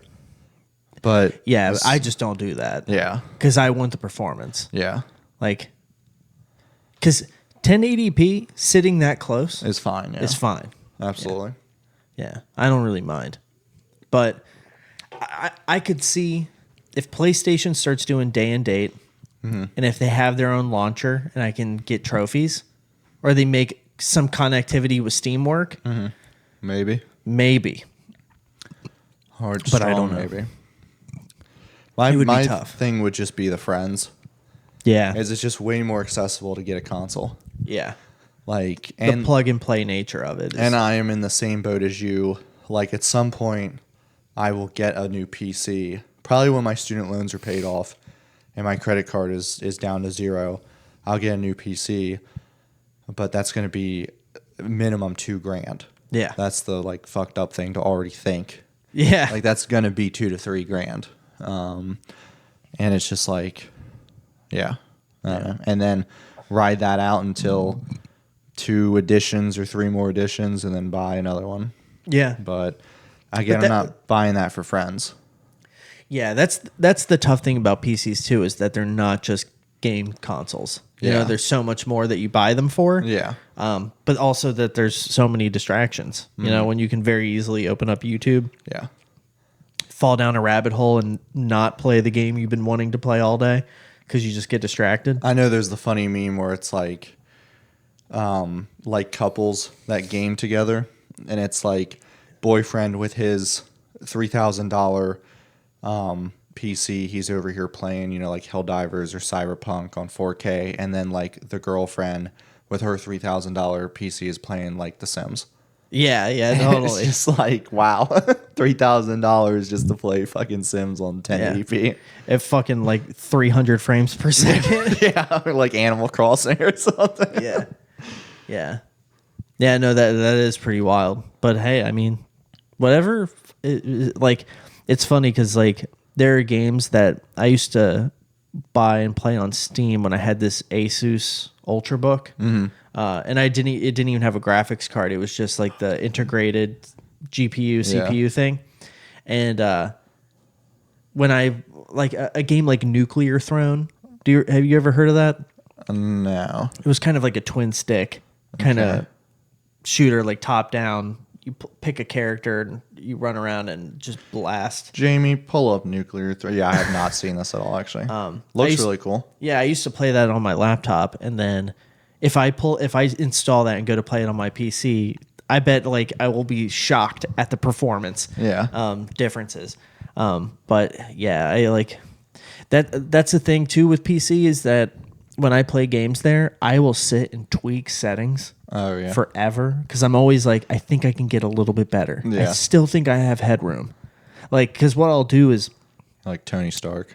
yeah, I'll cap the game at like 60 frames. Yeah. Like if it's just like a story-based game, that way I have good performance, but I want to get as much resolution and textures and all that. And so I'll cap it at 60. And then I'll just start increasing things until I start playing the game and I see it's like 56 frames. And I go, oh, okay, let me back off something. Yeah. And then it'll be like 58 and I'll go, okay, let me back off one more thing. And then it's 60. Nice. And then it'll only dip on occasion. I'm like, okay, that's a sweet spot. But like if I start up a brand new game, the story for me doesn't really set in. I almost have to go back after I get it set up perfectly and start the game over. Damn. And that always gets frustrating to me. That I'll just sit there tweaking settings until I get it right for the first hour of the game. And then it's like I might as well start over and replay all this because I don't remember anything that happened. Yeah. Because all I was doing was like pixel peeping and being like, oh, was that a frame drop? Not my game. Yeah. It's so stupid. But I'm definitely guilty of that. On my curated experience. Yeah. So, yeah, I don't know. I think as long as they're making PlayStations, I'm buying them. Yeah. I'm in the same boat with you. It would be a hard maybe. Yeah. My biggest thing is, again, just like friends. Yeah. Because like the only reason why I went to PS4 was because enough of my friends were like, yeah, we're going to get PlayStation. I was like, okay, I guess I am too. And I had to grip with the fact that I might miss Halo. And I did, but I got the gist of the story, which like, fuck that story. So but you never got like an Xbox One or? Nope. Damn, I dude. stopped at 360. So I've never played Halo 4 or 5. I know the premise of 4, which if it's what I'm remembering, dumb fucking story because Master Chief can do no wrong, but Dude, when we get done with Borderlands, yeah. let's play through Gears Okay. and then let's play through all the Halos. Yeah, because I'm a fucking diehard. I have all the encyclopedias. I have the Forerunner books. I have because there's multiple sets of 3 Yeah. of those. There's like Harvest, There's Yeah. a one with, like, the book is really fucking badass. It talks about Sergeant Johnson and his encounter with Yeah, brutes and I shit. remember that. Yeah, I just don't own it. Oh, yeah, I have fucking all, like, the Forerunner books, knowing all that shit well before, like, Halo 4 came out. Oh, yeah, so it was 5 I didn't play. So 4 I did play. Okay. Yeah, because Halo 4 is the 4 one with the didact. Yes. And the Forerunner. Yeah, so then I it's played 5. that in like I think I played and beat that campaign in a day with my buddy. It was either a day yeah. or I came back the next day and we finished it. I did not. Yeah. But that's because I was playing on Legendary. Oh, okay. Because yeah. I'll run through on normal first, and then if we're like, you want to do a legendary run, then go back. But Halo 2 legendary mode, Yeah. I have PTSD from that shit. Oh, yeah. I'm like, over that. Well, in the ship, I forget, there's that one fucking level in the Covenant ship where there's like no cover. Yeah. And you're like sitting there crouching, just crying. Yeah. Because a grunt can like two-shot you. Yeah. And they're like all suicide grunts, and you're like, okay, cool. Yeah. But yeah, so yeah, it's 5. Fuck the story in 5 if it's what I know, because again, Master Chief could never do no wrong. Yeah. Dude, fuck. But yeah, I want to play Gears of War so bad. When we do that, do you want to play on like hardcore difficulty or? I think you have to beat it once before they give you insane. But Yeah. maybe not on the the Halo Ultimate. games I've played all on Legendary. Okay. Gears of War I definitely have, and I wasn't that diehard to where I'm going to do. I even have some of the Gears of War books as well. Oh hell yeah. Like the Fall of Jericho, and like it talks about like the coalition before they became the coalition, and you can see like the government's like the equivalent of our CIA, like doing some fucked up shit and stuff. And like the Slab, I think, is one of the books. But yeah, no, I love fucking Halo. Yeah. That would be a fun one Especially to play through. the 3 books that talk about the Forerunners is an insane lore drop. Oh, okay. To know, can I talk about like a little bit?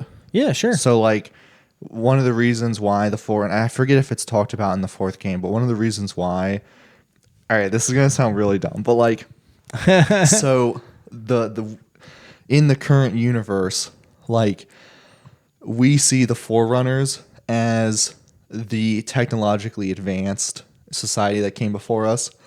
There's another society before them. Okay. That are called the Precursors, conveniently. Yeah. And like they said that humanity was the chosen people, and that triggered the fuck out of the Forerunners. So they had a war with humanity, and we lost.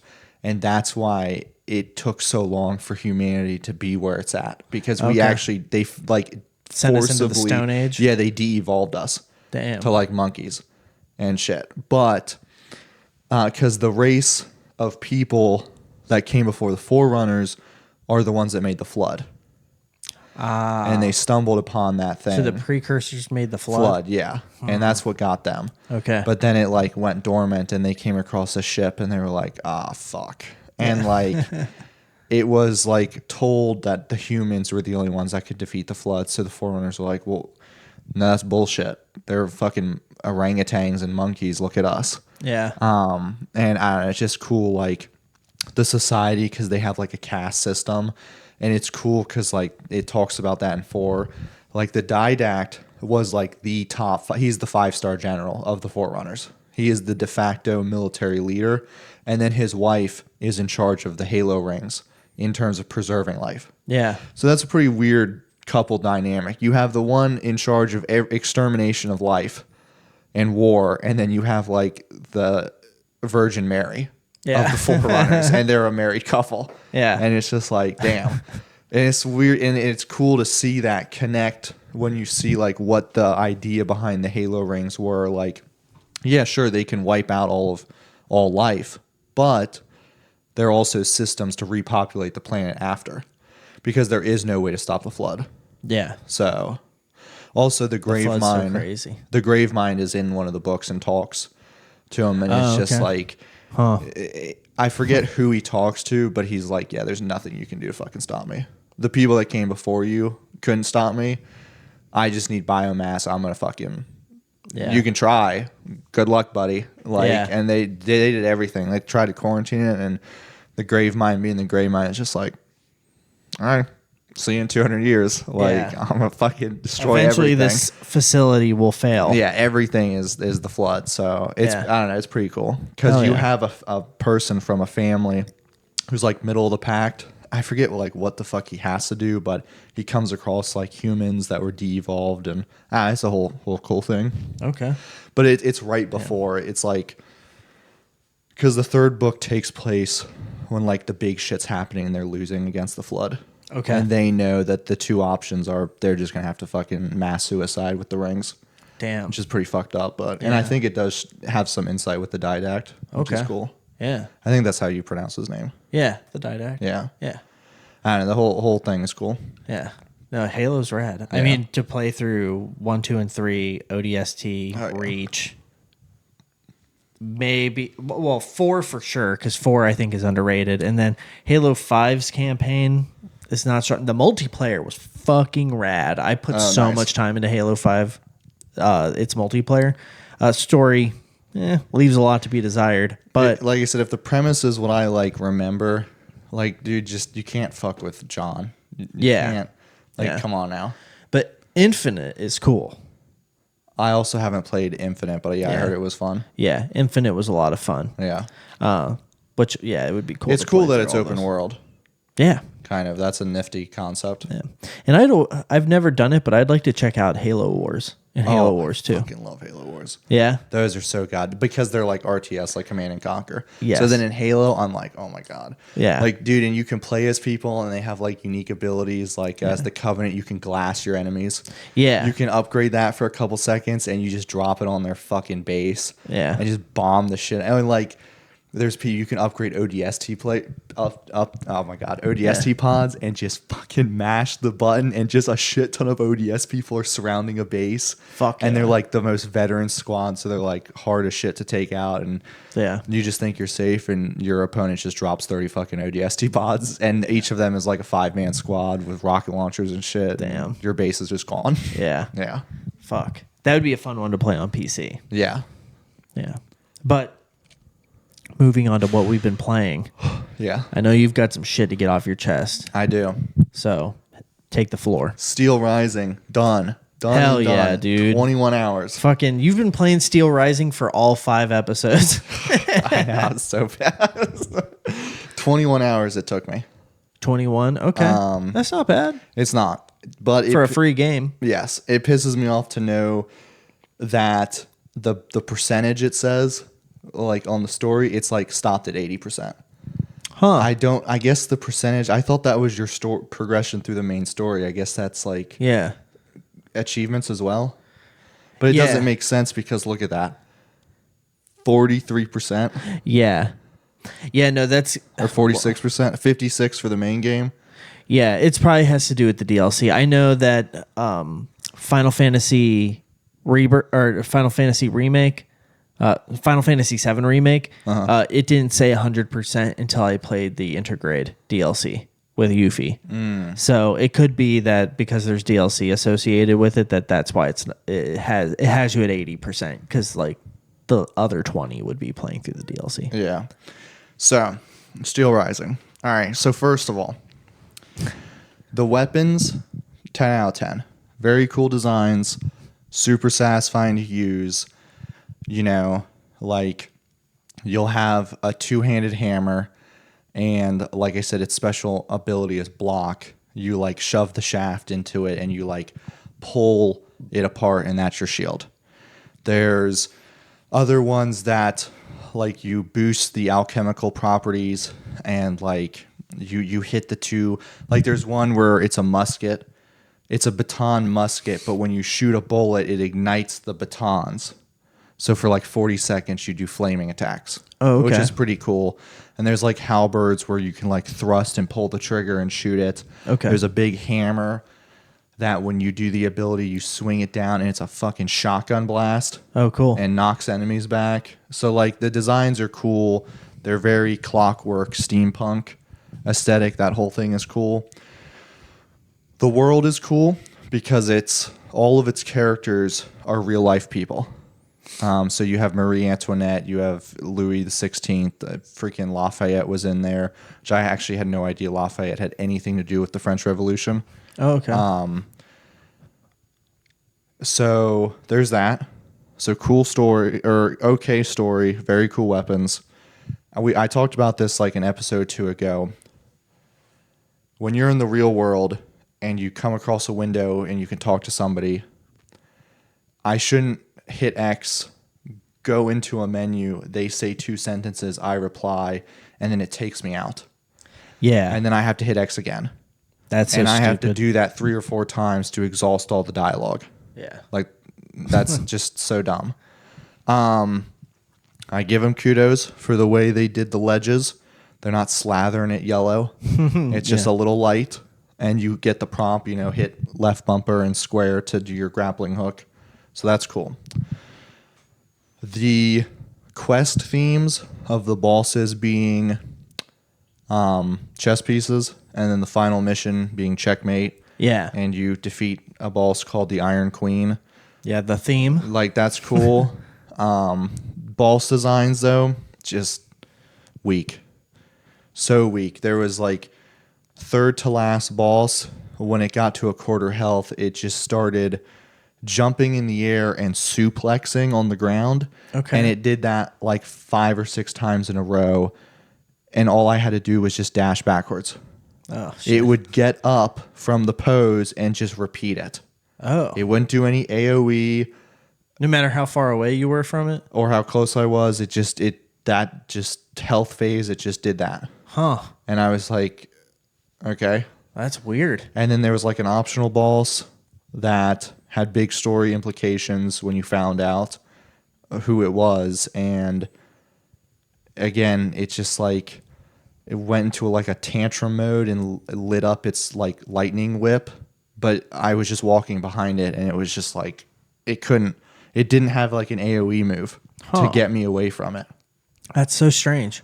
Yeah. Huh. That kind of sucks. Yeah. Whereas with like I said, Dark Souls, you have like a whole Venn diagram and flowchart of like 20 possible moves based on what the boss just did or where you are. Yeah. And then those all trigger like a bajillion different things. That's so cool. So also, I was getting tired because for a while they were introducing new enemies, and then they just stopped. And I was like, okay, like I'm in the last zone. You'd think like the best robots would be defending the king and the evil dude, and it was just the same shit. So I got tired, and I was just like running through the last area because I was like, I'm not going to spend the next 2 or 3 hours just fighting 4 enemies that are just annoying to fight. Yeah. To artificially pad it out. Yeah. Like all the regular day encounters, instead of being new enemies with their own move sets, they just were more of the same enemy. And you're like, okay, I know I'm going to get smacked around because I can't handle that many bodies in a fight. Yeah. So it's not mechanically challenging. It's we're just going to throw more enemies at you challenging, which too many games do that, and it's such a lazy out. Yeah. So there's that. Last boss, again, kind of disappointing. The ending of the game with the story implications, that was kind of cool. And what it started, the end of the story started getting a lot better. Okay. And more interesting. Another thing that really pissed me off was out of the blue, because you're collecting these people to form a group to go against the king. Out of the blue, they just start having side missions with decisions of this or that. And you only would get an achievement if you did the latter of the two. So like there was a thing to find some special gunpowder in the Bastille, or Bastille, I think is what it is. Okay. And I did not fucking remember, first of all, that there's a lever and you give me 2 options, pull or do nothing. And they're both button things. I had no idea, so I pulled it. I accidentally flooded the gunpowder, the special gunpowder that could have helped us. Do I get an achievement for that? No. But you get an achievement if you do salvage the gunpowder. That's annoying. I don't know of a game that is set up like that. Like all games that have achievements with a decision, you get an achievement for doing this decision or that. Yeah. Not or it's general. Like just about like doing something in regards to that. Yeah. Yeah. And there were some like that, like completed so and so's quest to abolish slavery or something, or help this or that. And Like, that's fine. But then it started getting into decisions. And now it's like, okay, well, does this have ties with the endings? Because there was an ending that I got, but like I pissed off the character though 2 times. Yeah. So like, I don't know. And I didn't get achievements for doing the latter. So I don't know. That I thought was just dumb. That is dumb. And then, dude, it's just crazy. Like, the achievements, like throw 25 grenades at enemies or ignite 100 enemies. There's like such a small percentage of players that have actually done those. Same with the side questions. I feel like people are just blitzing through it. But yeah, and I feel like most players, like once they establish a rhythm and they start upgrading certain things, yeah, they're not going to start being like, you know what, I'll upgrade all the lightning stuff and all the ice stuff and all that, you know. So it's like, unless they know that the trophies exist, they're not going to switch up their play style a bunch of times and go, oh, I'm just popping trophies. And I didn't. I found this one weapon, and you could do a spin attack, and it would shred bosses when they weren't moving. Wow. Why would I not keep that? I ran with that weapon the whole game because it would single-handedly shave off like 2 health ticks. And I was like, this is insane.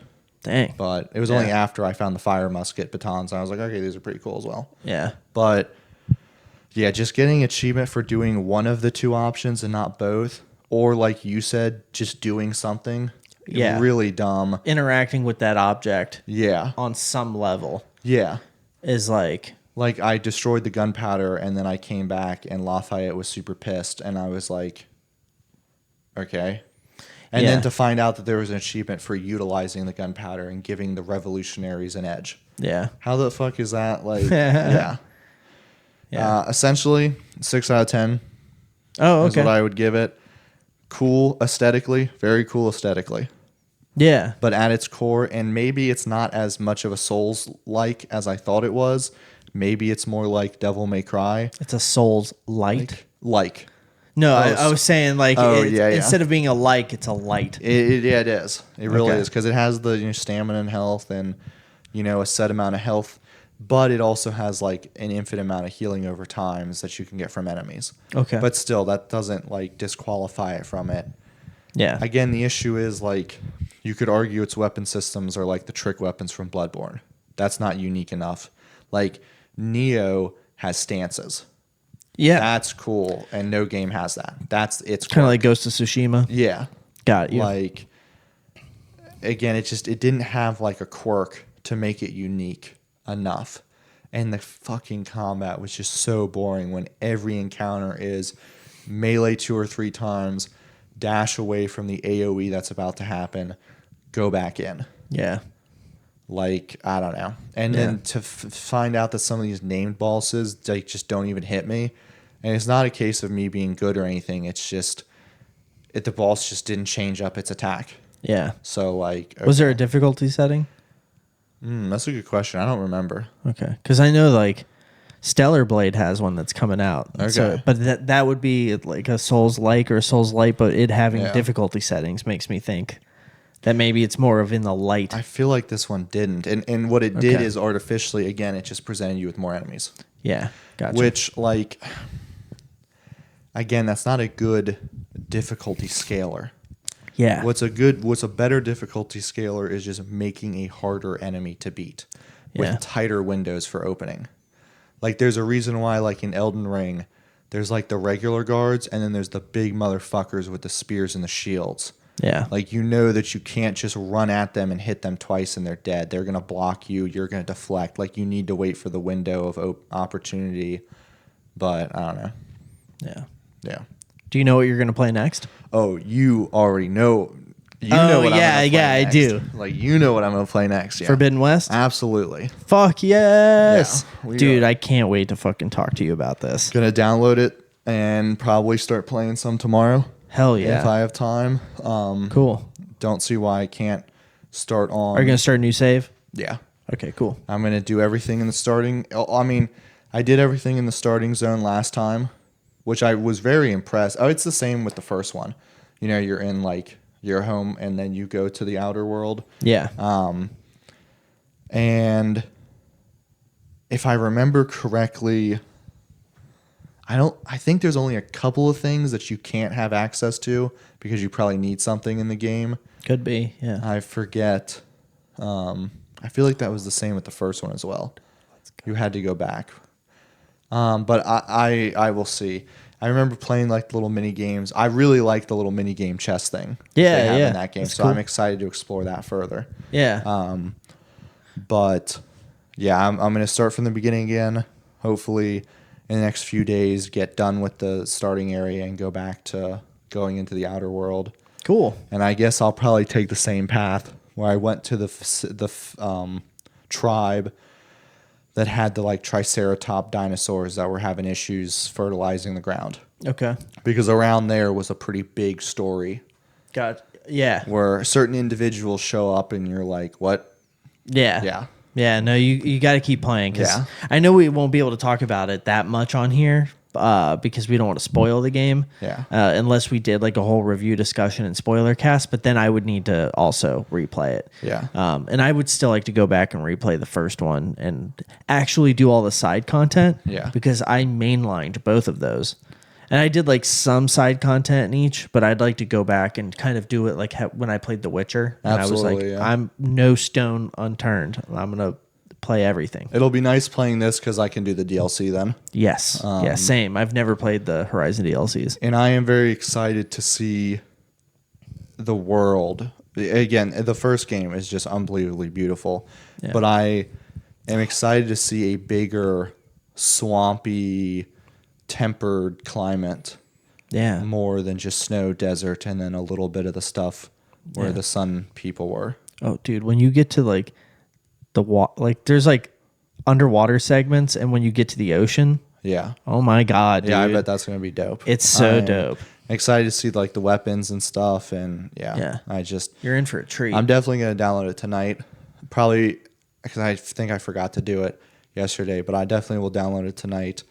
So it'll be ready for tomorrow. Cool. And I should be able to play it. So I'm excited for that. And I need to because what is it? It's April 6th. I think so. April, May, June. So I essentially have like 2.5 to 3 months before Shadows of the Earth Tree come out. Oh yeah. Or wait, Is there nothing that interests you between now and then?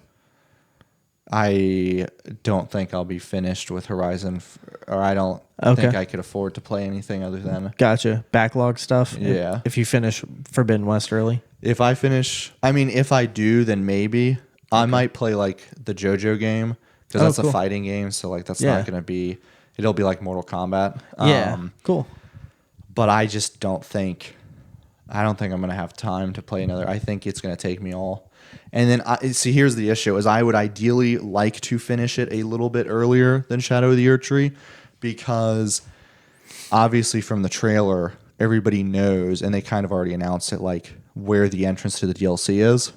Oh, okay, And cool. it's not exactly the earliest point in the game. Gotcha. And yes, I've played Elden Ring before and I beat it, but I played it on Steam.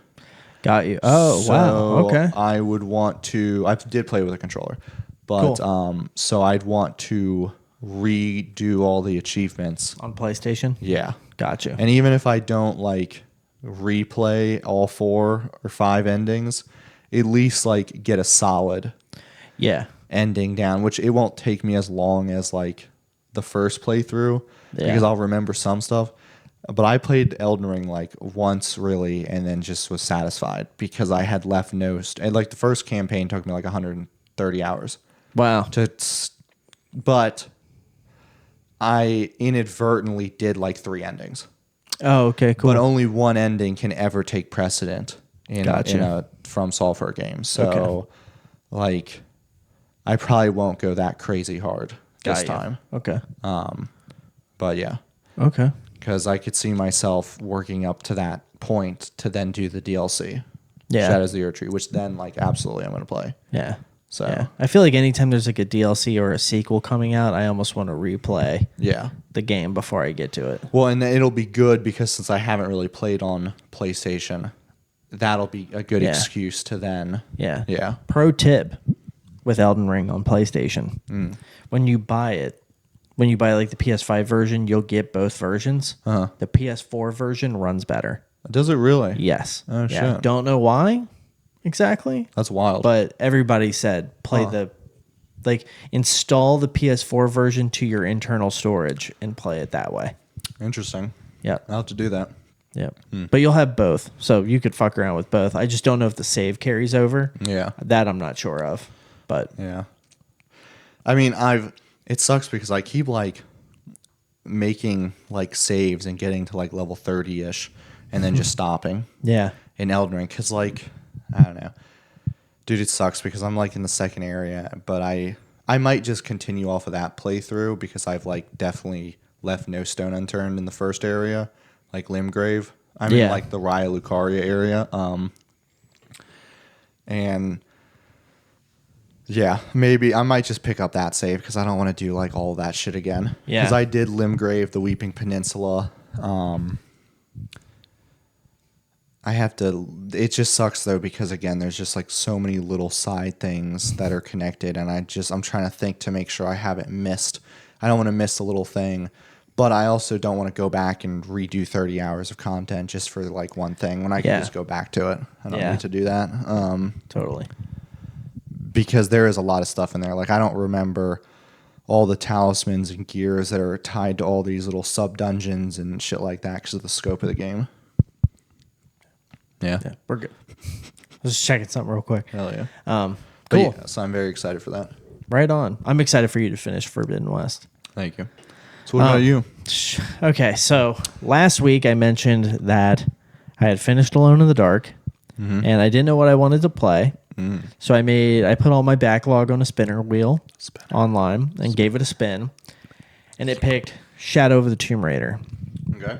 And throughout the week I was playing it, and I kept like having these moments of like, man, I really like this, but I don't feel like I want to play it right now. And I kept pushing through. Yeah, like a trooper. Like a trooper. And then I was looking back at that PlayStation sale I talked about last week. Yeah.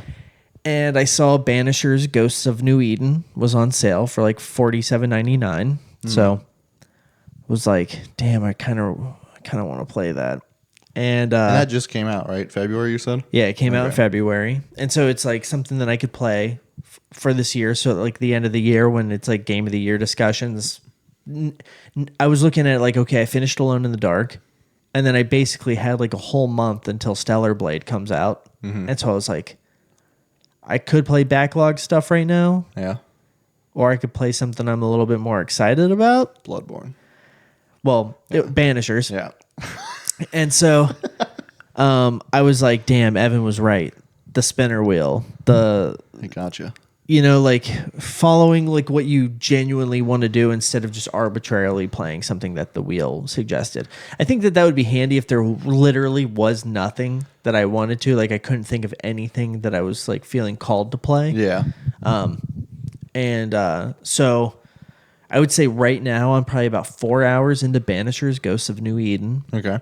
And it's fucking awesome. Let's go. It is so dope. I'm thinking about it all the time. Okay.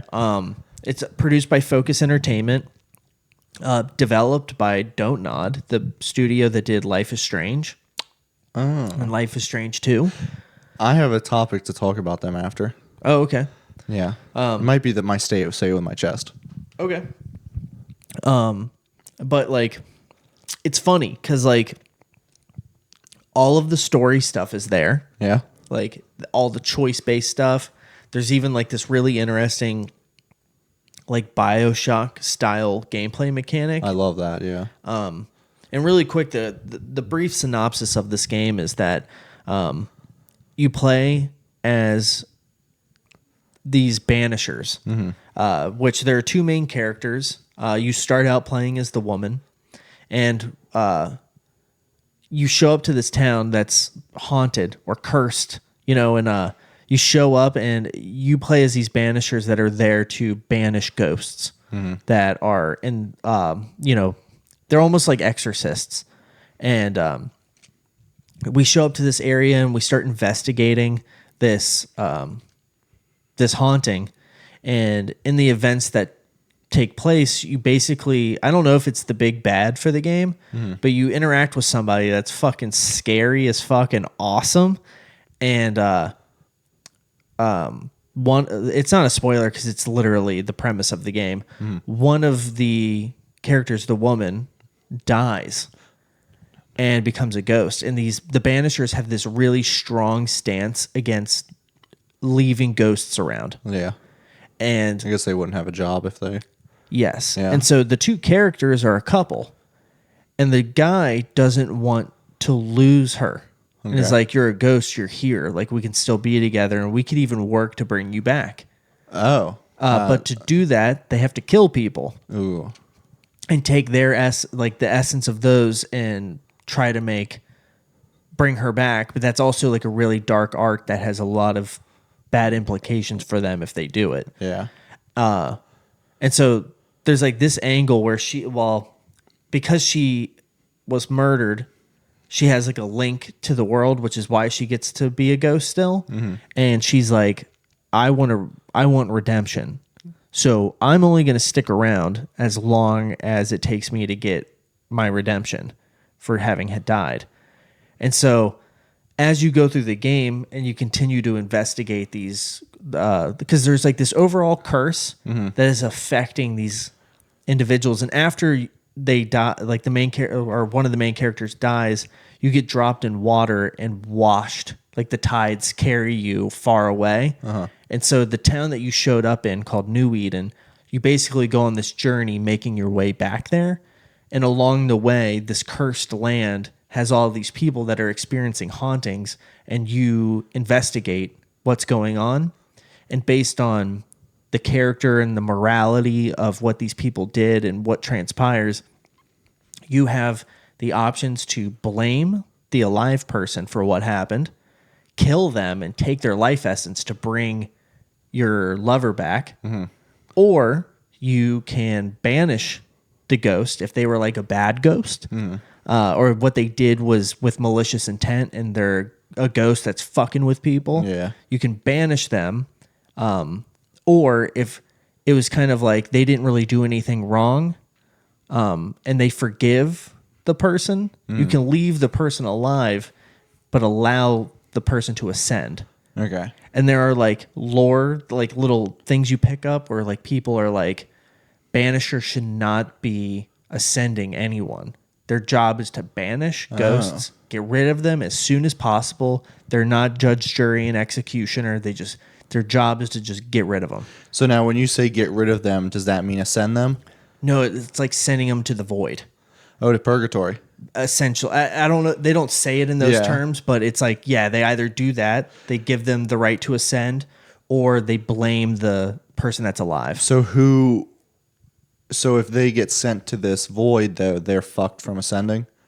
They're just... Yeah, I believe so. Oh, that's wild. So, like, wow, that's kind of rough. That puts you in a tough spot then. Yes. If your code is to get rid of all ghosts, but then, like, again, what if poor old man just died and just wants to go ascend? Yeah. Like, and you're not supposed to. That's crazy. Yeah. So it's a really interesting game, but what's crazy about it is that the combat, I hate to compare it to something, but the easiest way to articulate how the combat works is, have you played God of War 2018? Nope. Okay. The combat's not like BioShock? No. No, it's a third-person over-the-shoulder melee combat. And the cool thing is, I thought it was like, okay. Because you have the ghost with you, your lover, you have your normal, you play as a character named Red McWraith. He's from Scotland. He's pretty cool. McWraith. Interesting. Or it's like McGraith. Oh, okay. So, but, it kind of sounds like McWraith. Say if your job is to get rid of ghosts. And your name's Wraith. Wraith, yeah. You slapped Irish Mick to it, yeah. Yeah. But, you play as that, which feels a lot like God of War or like Evil West or something like that. Like, it really does feel like that. It's the easiest way to say it. My name's John Hellborn. Yeah. I'm from hell. Yeah. Oh, really? I wouldn't have guessed.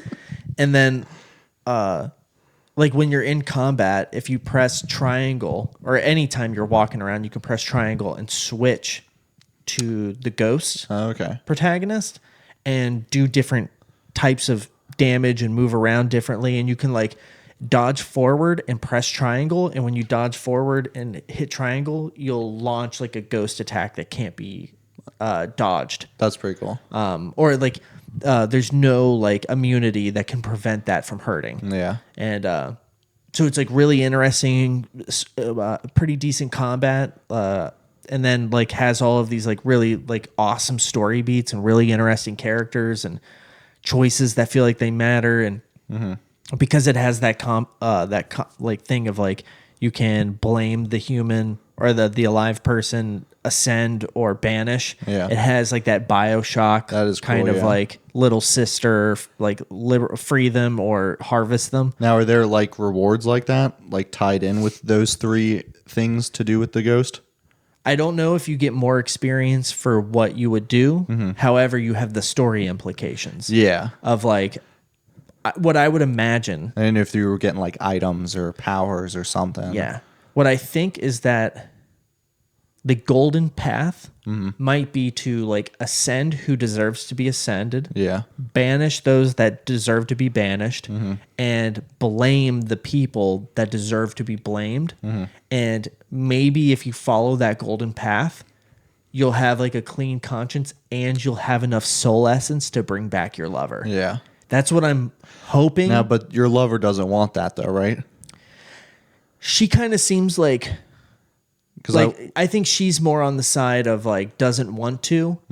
Like she wants to ascend, doesn't want to be banished. But she does want to ascend. I think she wants to ascend, and you play as a guy that's, he's in love with this woman. Yeah. So he wants to bring her back Yeah. to life. But really, she just wants redemption, and then she's okay with ascending. So, because I wanted to ask you, and you might be able to explain without spoiling, but like when you say that she's looking for redemption, do you know why from the cause of her death, or like Yes. that's okay. Yeah. So Because you're not essentially- doing that for the other people. Yeah. Like that was she wants redemption, so it's like, well, was she a bad person? You know what I mean? Like, what is she redeeming herself? No, I think she wants redemption from the person, or like she wants to. It's more like she wants revenge on the thing that killed. them. Okay. So it's not a spoiler because it very similarly it's the whole premise of the game. The big bad, the thing that is cursing the land, is this thing called a nightmare. Okay. Which instead of just being like a bad dream is like a thing that is causing everyone in this cursed land to be having these terrible nightmares. Okay. And when we get done, I'll pull up the footage so you can see what the nightmare looks like. Yeah. Does it look badass? It's so fucking badass, dude. It's so dope. And basically, to give your ghost lover the proper burial, you need to reclaim her body. And so we're on a path back to New Edentown to reclaim her body and give her the ascension, but also take down the nightmare. So, and sorry, because I swear I asked you this question at work. It's okay. When we're not supposed to be talking about it. The curse that's on the land, is that what's preventing people from when they die, their spirit going into purgatory or the void or ascending, or is it causing them to be evil ghosts? Yeah. So they've kind of touched on this in that there are some things that make a land have a propensity for hauntings. And the things they listed off are like murders. Yeah. I can't remember all of them, but the most interesting one was land that was colonized that has a propensity for hauntings. Okay. So the curse is giving what I would think is giving this place the propensity to have all of these hauntings. Okay. And also what's happening is the curse is like making people that like went out into the woods to like trap and hunt, they can't find their way out of the woods because of the curse. And then so since they're lost in the woods and can't find their way out there, and every time they go to bed, they're having all these nightmares and stuff, when that is pushing them to do things they wouldn't normally do, to be evil, that are resulting in a haunting. Got it. Yeah, because that's why I was curious, because I'm assuming these banishers, this organization has existed it didn't come about because of this curse. It came about because of the fact that when you die, this is what happens. Yeah. Not magically now this nightmare is. You know what I mean? It was born Yes. from the aspect in the way the world works, not because of this one thing in the world. Yeah, that is the one thing I'm like, okay, am I going to get answers on where the nightmare came from? Because I don't think they've even alluded to that. And I think that is something that hopefully by the time, like as I'm making my way back to New Eden, Yeah. I will get the information of like where this nightmare came from. Because that's what I'm assuming. It wasn't the nightmare that created the desperation for the Banishers. It was the way the world already worked. Yeah. That created the Banishers. Yeah. Okay. And there's the other layer that you're in the Americas in like 1695. So it's like, Oh, is there a lot of like Native American mythology and stuff like that? Or I haven't got to it yet, but I'm like, okay, we might get there. that's cool. Yeah. Because like we're there in like the early settlement. Yeah. Like before, like well before 1776. Yeah. So it's like it's a really interesting world, and like Is it sorry. take place in like America? Yeah, it doesn't exactly say where it is, but I would guess that it's somewhere in the Northeast. Okay, but Like in there the New aren't like England actually area. states. Not they that called- they've not referred to a Got state. it, okay. Yeah. It might be like 13 colonies. Yeah, like that's type. where you're like Yeah. you're in actual Pennsylvania or something. Yeah. Yeah. Yeah. Before the whole run. Yeah. Yeah. It's really fucking cool. The trailer looked really cool. Yeah. Honestly, with you, I might play it at some point. That sounds really interesting. Yeah. I mean, right now with the sale, I'm like, Yeah. this is a game that like it's shitty because it came out in February, and in the spring sale, it's already getting like 20% off. It went from being a $60 title to $48. Yeah. That's not terrible, but yeah, it is pretty early. It's pretty early, and I'm like, damn, I wonder if it wasn't selling that well. And it is in that like Focus Entertainment kind of AA space. Don't Nod is an indie studio. And this is, I think, the first time they've made a game like this, where it's like photorealistic, very action, gameplay driven, but having all the trappings of a Don't Nod game with like the dialogue trees and stuff like that. Have you looked? Because I know we both looked at the reviews before Alone in the Dark. Have you taken a peek at any official reviews? What is the general consensus? I pulled up Open Critic, and it had a strong rating, so better than weak. Yeah. But I think strong is like the tier right above. Oh, weak. It's like strong and then mighty. So it's like mighty, strong, weak, and then I forget what the very last one is. So strong is like 6, 7. No, I would say strong is like 7, 8. Even okay, 7. So 8. it's in that pocket. So I think solid. IGN gave it a 7, which, Of course they but did. like, dude, it is like, It is a really it's so much better than that. It's Yeah. kind of silly. Like, I know I'm like 4 hours into it, but unless something drastically changes, I mean, it does have some performance issues. Like, frames fluctuate a little bit. And I have it set to performance mode, motion blur turned off. That's really the only options you're given. Yeah. But dude, it's really fucking rad. And I think when I show you the nightmare, and kind of The world sounds really interesting.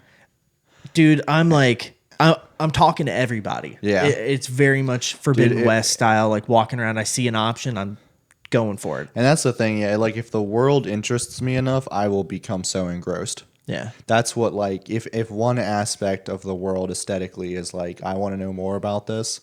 Yeah. Like with Horizon, just the machines, Yeah. done. Yeah. Like automats in French Revolution, done. Yeah. Like I want to know more. Yeah. Like I think you might be interested in this. definitely. Yeah. But It sounds yeah. Shadow of the Tomb Raider's taking a back seat. Yeah. While I play through this, and Banishers is for sure going to be a game that I make a video on. Do you have a rough idea of how long it's supposed to be?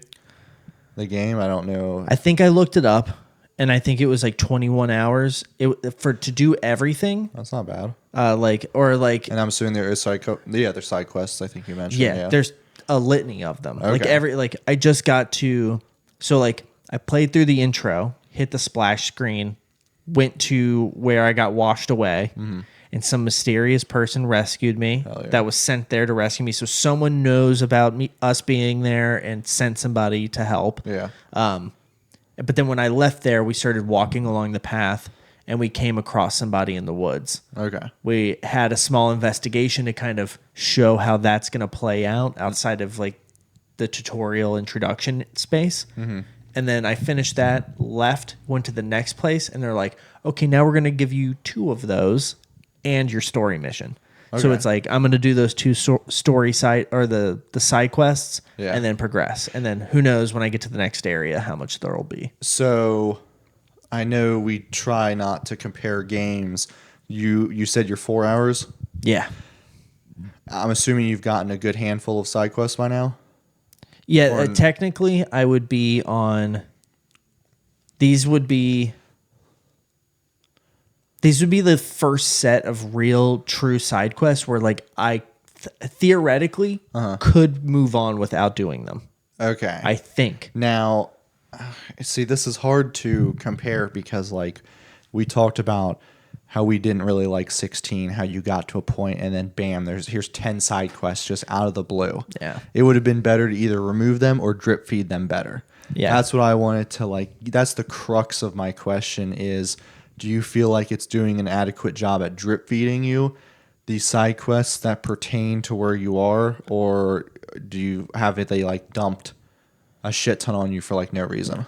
No, I think I don't know if that's a fair comparison.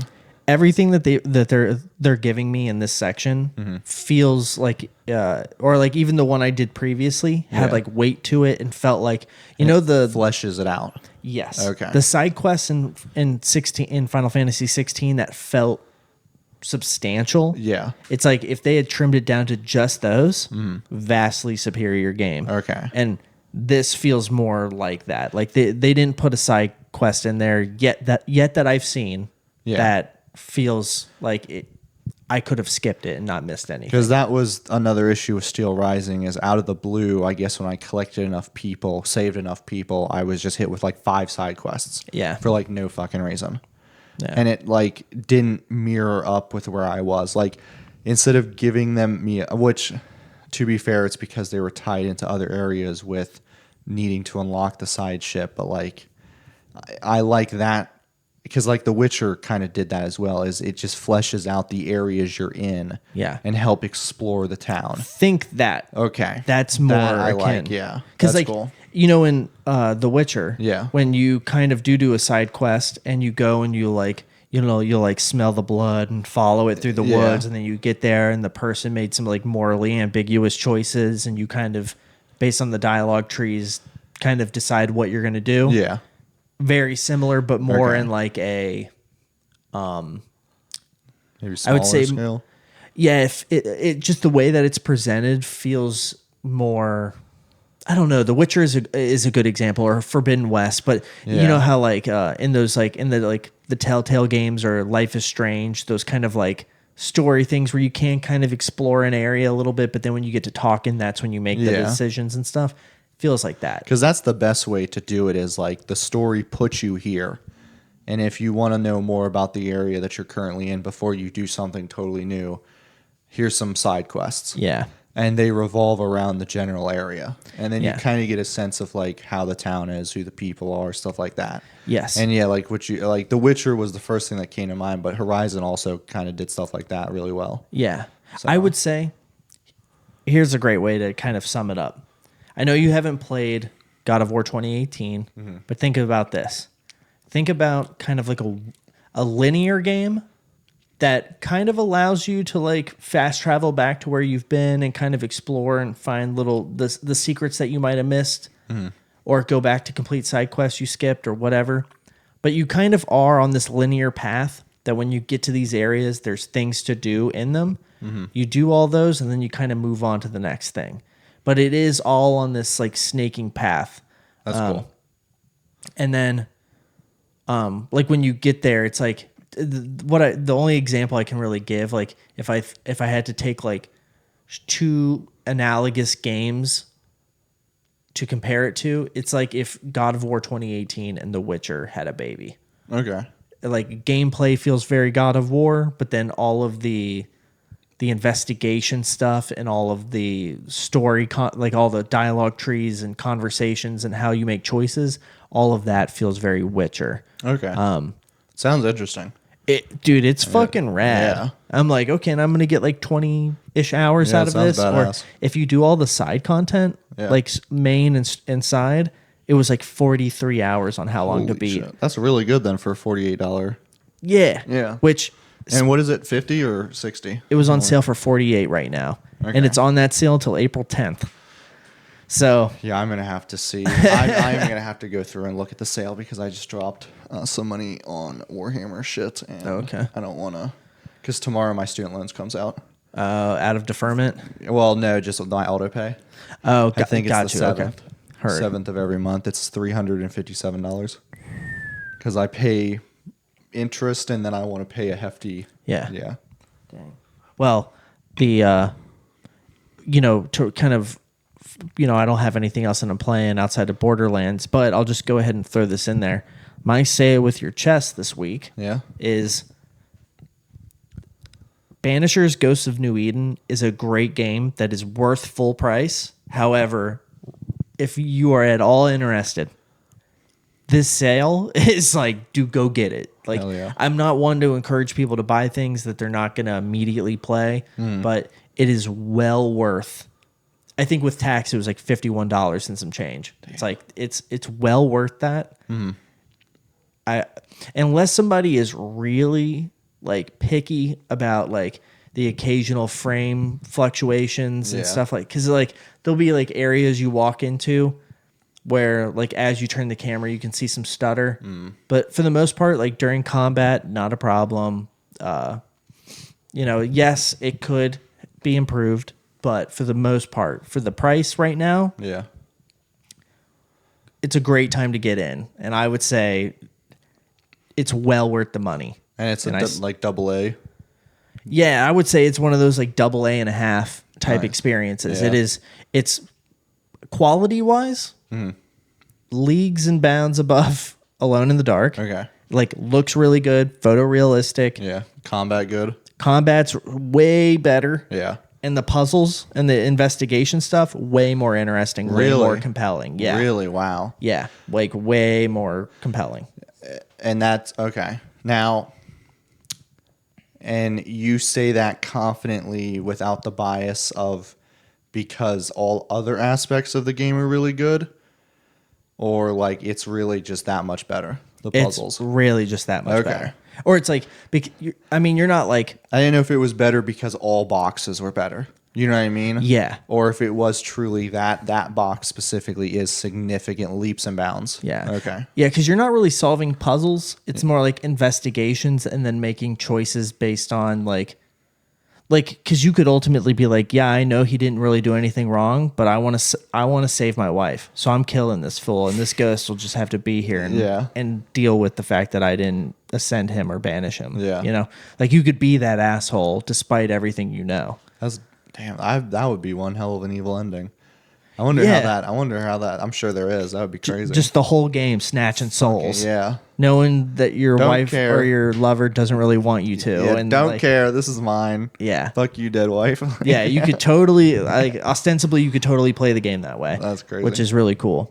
But yeah, I definitely play it. But Borderlands update. Oh, yes. We are in the final stretch. We've done all of the side content. Other than the DLCs, we've done all side missions. We're on like mission 41 out of 46 or 48. Yeah. No, because we have 6 missions left, including the one we're on. So whatever that ends up being, I guess there's like 47 missions. We literally are just in the home stretch. We fought Baron Flint. Yep. And beat him. Really exciting boss fight that was. Pretty easily. I think we're pretty much over leveled for what we're doing because I've been running that team experience perk the entire game. Which is really nice, yeah. Because the enemies are like in the 31s, so they can hurt, but being like 35 is nice. Totally. And having a good time. I pretty much like last night I was like, I honestly think I have my loadout for the remainder. I have the submachine gun I want to use. I have a rocket launcher that is strong enough if I really needed it. I've got a shotgun that I like and a repeater. But basically, if I'm being honest, I'm pretty much just using that submachine gun because I don't know what the percentage is, but it burns everybody like immediately. So I'm just melting people. It's the only gun I've picked up the entire game where I felt like I was doing decent like burn damage and just melting enemies. Yeah. And it's like a blue gun. It's like a blue SMG. Damn, we might actually be doing a second playthrough. Why is that? Okay, so I'll let you pick here. So I'm looking at when the DLC like came out in order because I was telling you how I wasn't sure if General Knox came out. Yeah. And then the Robot Revolution, because I'm pretty sure it was General Knox and Robot Revolution. So I also don't know why I'm thinking of a level increase because I feel like there definitely is one. But it says playthrough 1 for General Knox begins at level 30, scaling to a maximum of 35. Okay. Playthrough 2 begins at level 50, then scales with the current player. Oh. And that's with all of the DLCs. It begins at level 30, then scales with the current character. Will the story be any different? No. Okay. So I'm wondering if maybe we finish the game and then go to Firestone, get the fast travel, and do the DLC. Because Zombie Island of Dr. Ned, same thing, begins at level 30, then scales. Yeah. Mad Moxie's begins at level 15, then scales 50, and then 30. Yeah. So maybe we still do General Knox last. Yeah. But I think we'll so. have 3 DLCs to fill in the last couple levels. Yeah. And then we're doing all that content the same level. Yeah. I don't Yeah. know. No, that makes sense. I would do Because it's not going to be all of the other 3 and then the General Knox at the end. Yeah, because it's not going to be fun if we're level like 45 doing level 35 missions. Yeah. That's crazy. We're going to one-shot everything. Yeah. There's going to be no challenge. Yeah. But I mean, in terms of playing the DLCs, I don't think I'll replay one just for challenge. No, absolutely not. But in Okay. terms of like getting an adequate, I mean, again, if you don't care, I'm down for whatever. But like, again, if all the missions cap around 35 or 30 on the first Yeah. playthrough, we're already 35. Yeah. Who's to say we're not going to be 40? Yeah. And I'm okay. I'm okay. Are you? I just want to see the content. That's fair. I one guess that time, is fair. you know? Yeah. Yeah. I don't know. I like, again, I'm not saying I want the challenge, but I want it to like just not feel like a cakewalk. Yeah. Not saying I want it to be challenging. I mean, I but can like, take that perk off, Oh yeah, that's true. Oh yeah, I forgot. But and stop getting plus 21% Yeah. team experience. I mean, we'll see. Like I said, all we'd have to do is boot up a second playthrough, get to Firestone, and there's the teleporter, Yeah. and then we could just start the DLC Oh, yeah. on a second playthrough. That's what I'm. Yeah, Gotcha. we wouldn't have to run through the whole story Yeah. again. But that's entirely up to you. Yeah, let's think about it. Yeah. But I'm all for let's just fucking blast that fool. you know? Okay. Yeah, that part, that doesn't bug me Because that much. because my thing is if you want to do Cromrax the Invincible, because he's going to be max level. Yeah. Well, So is it going to be a bitch trying to get the last 10 levels because you're already 10 levels higher than the enemies? yeah. So the enemies are giving you like 1 XP. Yeah. I'll take off that class mod the next time we play so Okay. that we stop getting extra experience. And then we just finish the game with whatever we have.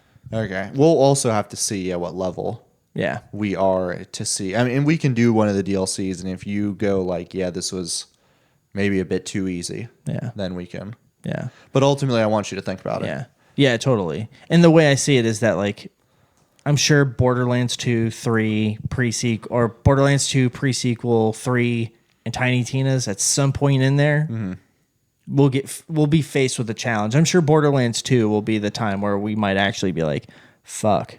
Oh, there's a shit ton of invincible bosses, so yeah. Cool. Okay. But, And yeah. the bosses have more intricacies, so. Yeah. Okay. But I just looked at that and because I knew, like I said, first playthrough for all the games, they tailor you. You should be in this level in this area. Yeah. But the second playthroughs forward, they always scale at your level. Okay. They don't go. Obviously, badass enemies will always be like 1 or 2 above you. Yeah. But it scales so that you're not having to kill thousands of enemies just to level up. Okay. But we'll see. Yeah. Okay. Well, do you have a say it with your chest for this week? I don't know. Oh, I don't. Well, yes, I do. I kind of do with the Life is Strange thing. Oh, okay. I read an article. So in this instance, I get it. It was definitely not a coincidence. So apparently in the first Life is Strange, or like the second one or whatever, I don't remember who did the review, but there was a lot of Nazi symbolism in the game. And apparently the studio had like fostered a very toxic workplace environment. Yeah, crazy. I'm pretty sure it was Life is Strange. And it's crazy too because Life is Strange got like a reward for representing like minority. Yeah. So like the number 88 and 18 were in there a lot. And then there was like some runes. So I understand like 88 because that's SS, and like 18 is A and H on the alphabet for Adolf Hitler. Oh, wow. Yeah, I actually didn't know that. I knew what 88 was because SS. 18, I didn't know the 1 is for A, and then I guess H is the 8th. Yeah. And then there's some rune, which I didn't even fucking know Nazis had runes. Like, to me, that sounds like some Viking shit. Yeah. So it was a rune that symbolized your like loyalty to the Nazi party. That's weird as shit, dude. Yeah, and apparently it happened a lot to where it wasn't just a coincidence. And lots of team leads went to their managers, and like nothing would be done for months. But they had no idea who the fuck was doing this. That's wild. Yeah. Now, the say it with my chest thing, one, obviously I'm not condoning that. That's fucking crazy. Yeah. But not everything is a reference to Nazis. Yeah. So, like, my whole thing is, like, the swastika. That Germany did not invent that. That was Indian. Yeah. And it has a totally different meaning. Yeah. I'm willing to bet that if I do some research, the runes, because there was a ton of them on Wikipedia, I'm willing to bet that all those runes have some origin to Danish or Swedish or Vikings or whatever. And I don't think that's fair to then, if there's a creative project that wants to delve into that, they should have to tiptoe around that because in the 50s it meant this. Yeah. That's not fair to its original meaning. You could have no idea. That could be a fucking Viking sex symbol for all I know. You know what I mean? Yeah, there's no telling. Yeah. So, like, yes, it happening every so many months in the studio and it appearing in the game, yeah, that's weird. Somebody's fucking with you and is like putting that hateful ideology. But and again, with the numbers, I totally get that. But a fucking rune, I mean, I can draw a bunch of goddamn lines. Yeah. I mean, modern day contemporary art is just fucking lines and paint thrown on a canvas. And well, the weird thing with that is like, if I remember, like, I never played Life is Strange, but if I remember correctly, I think the main character has some kind of superpowers. Oh. And so it's like if she has some ability where she's tapping into some like weird like Nordic thing. Yeah. And somebody's just fucking doing some like weird conspiracy theory connecting dots that didn't need to be connected. Yeah. And but I mean, I guess if it was like the studio was like, hey, something's going, like we're getting, like we have reason to believe that somebody's putting weird shit in the game, thinking it's funny to put all these like weird homages to Nazi Germany and the Third Reich in the game. That's, I mean, that is a tone deaf, tasteless joke. Exactly. I understand why somebody that is immature might think it's funny to do that. Yeah. However, it's like, unless you have like, I guess it really depends. Like, if it has nothing to do with the game, but it's in there, then take it out. Well, and see, but if it has something to do with the game and the guy's just being clever, it's like, okay, well, fuck him for doing that. But also, like, and what that's are you supposed to do? That's what the issue was, is they would see it appear but then they would see it appear more often than it should have. So then people did some research and was like, wait a minute. Gotcha. Why am I seeing 88 in 3 totally different points in the game? I want to know what they look like. Also true, like how they were hidden. If it was actually the number 88 and 18, because the rune it's like a straight line with like 2 branches off, I think. Yeah, okay. It kind of looks like a fucking I know which one painting you're looking. yeah. What you're talking about. Yeah. So, but there's a whole shit ton of runes that apparently are tied with Nazi, and I like would have like. Well, the Nazis were like getting into the occult and exploring a bunch of weird shit. But like God of War. Yeah. Should God of War, who was very heavily influenced by mythology, have to tiptoe around? No. Exactly. Yeah. Nor would anybody think when they look at that game. And some people, and there are obviously people in that industry who believe in that shit, unfortunately, and for whatever fucking reason. But like this is, some troll dickhead who thinks it's funny, but I think it should be taken with a grain of salt, and as bad as it is to say, because other more honest mistakes and like OG, they shouldn't have to stifle their creativity because they're afraid of. Dude, you would fucking laugh your ass off if you played Banishers, because they have runes on the rings on their fingers. They carve runes to do summoning rituals and stuff. So whatever it was, I think all that's blown over, or it was found to be baseless or something, because if they had any weird feeling about putting runes in their game again because they thought that somebody there would play some weird prank, they're clearly over and that. I'm sure they took care of whoever it was. Yeah, I wonder what happened there. Also, how long ago did you hear about that? I just saw the article. I don't know how long ago the article was, but that's what the whole thing was. It's shocking for a game that won so many awards for showing representation. Yeah. And then knowing that, because it was, the article was like toxic workplace is just the tip of the iceberg.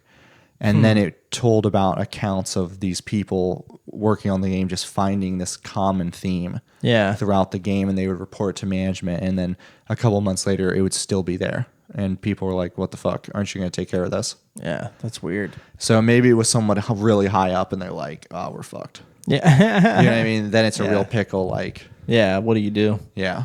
Because it's, you don't want to admit like, a real life neo-Nazi was like head of development. That doesn't look, like, that's wild. If fucking if the Home Depot CEO came out as a fucking white supremacist, you know what I mean? It'd be like, what the fuck? You let a person rise that high up in the organization that, Well, I don't know. I think Papa John's still rolling around. The reckoning is coming. Yeah. So that's my say it with my chest, kind of just like a cautious. Okay. Like, no way defending this, and what they did definitely was appropriate. But like we know, like I said, with the swastika and these runes, they shouldn't be subjected to modern day meanings when they have centuries old meanings. It's the same thing like in Warhammer, there's a faction that has an iron cross. Yeah. And unfortunately, there is a group of guardsmen called Kriegsmen that have like all the Space Marines have the Aquila, the eagle, and like the Kriegsmen have gas masks and shit. So unfortunately, there's some fucking incels that attach themselves to those factions because haha, Germany.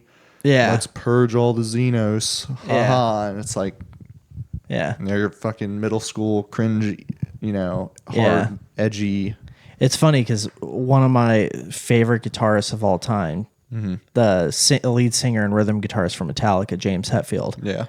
At like the peak of me being at like the right age to get into that band, he was playing a Gibson Les Paul, like an old Les Paul custom that he had like customized to have a big iron cross on it. Yeah. And it's called the Iron Cross. Yeah. And they sold it in Guitar Center, and like it was like a whole thing. And when I found out what that was, I was like, wait, what the fuck? Yeah, exactly. But then I learned that biker culture adopted the Iron Cross, and it's why like the West Coast Customs or like the West Coast Choppers logo is an Iron Cross. Yeah. and it it's still like predates. rooted in something, but Absolutely, but it predates like Nazi Germany. It's like World Gotcha. War One Germany used the Iron Cross. Got you. And they weren't exactly revving up for the Holocaust in World War One. You know what I mean? Like, Yeah. So yeah, it was just French Duke Franz Ferdinand Yeah. got shot. Yeah, and people started scrapping. yeah. So I don't know. I just, like I said, I don't want to see like real context be taken away just because some modern day something that happened in the last century was offensive. yeah, I don't know. yeah. Well, I think Don't Nod's past it. Yeah. If they're still including that shit in future games, Yeah. unless something's still going on. But who knows? Because I think, is there a Life is Strange 2? It's either Yes. already out. Yeah, it's it already is? out, yeah. Okay. So then, yeah. Did it just recently come out? No, it came out years ago. Oh, okay. Yeah. I don't know. I just saw the article came in. I think it was a fucking Kotaku article. So Oh, well, that makes a lot of sense. Yeah, of course they would be the ones that They would like attach themselves. There could be like two people at the studio being like, "We think this is about Nazis." Yeah. And Kotaku will be like, "Tell us more." exactly. So we can write a whole article. But they had to give them credit, they had very reliable sources and Yeah. it happening multiple, and they fully admitted to, which I do appreciate. They did the devil's advocate. They were like, they really wanted to believe it was a coincidence. Yeah. But the fact that it happened, like the fact that they kept seeing this happen like 4 times, Yeah. that's a little weird. Yeah. So then they had to obviously dig into it and be like, Yeah. what the hell? Yeah. It's funny because Kotaku is a site that, like, on my Google News app, I have, like, don't suggest this source. I have blocked them completely. Yeah, Because, I just don't care. dude, because like they were the ones that, I don't know if you're familiar, they're the ones that fucking baited Yoshi P with why isn't there more minorities in 16? Oh, yeah, You remember yeah. that whole, which I am a Yes. fierce, I will die for that, for Yoshi P. Yeah. Okay. And to just like, what a dumb fucking question. And then for Yoshi P to be a businessman like he is and be like, who the fuck do you think is buying our games? You know what I mean? And also the people that are buying our games don't give a shit. Yeah. Also, it's a fucking fantasy world. Yeah. Like, so I lost a lot. I mean, I had lost respect before, but then when I found out that that was a question they had preloaded, and then it was funny to know that they were banned from all showings of 16.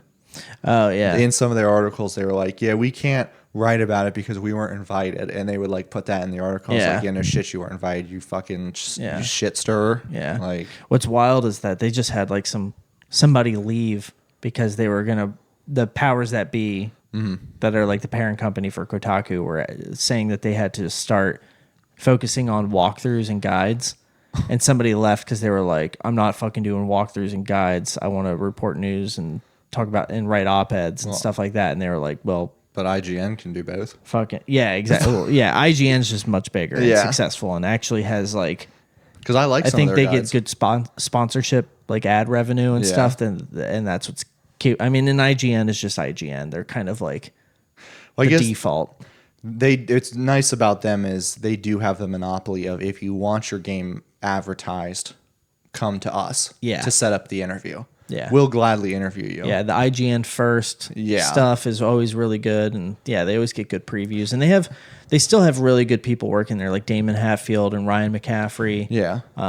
They have good stuff. It's just unfortunately they fall into the trap of that human psyche of everything is a 7 because we don't want to upset anyone. Yeah, And it's just like, that. And there also is just a lot of 7s out there. well, and there it absolutely You is. know, but there it's just really are. Weird how many. Yeah, I don't know, because like, yeah, and it's weird because like the thing that I learned is like the reviewer is the one that gave it the score, and very seldomly is anyone being given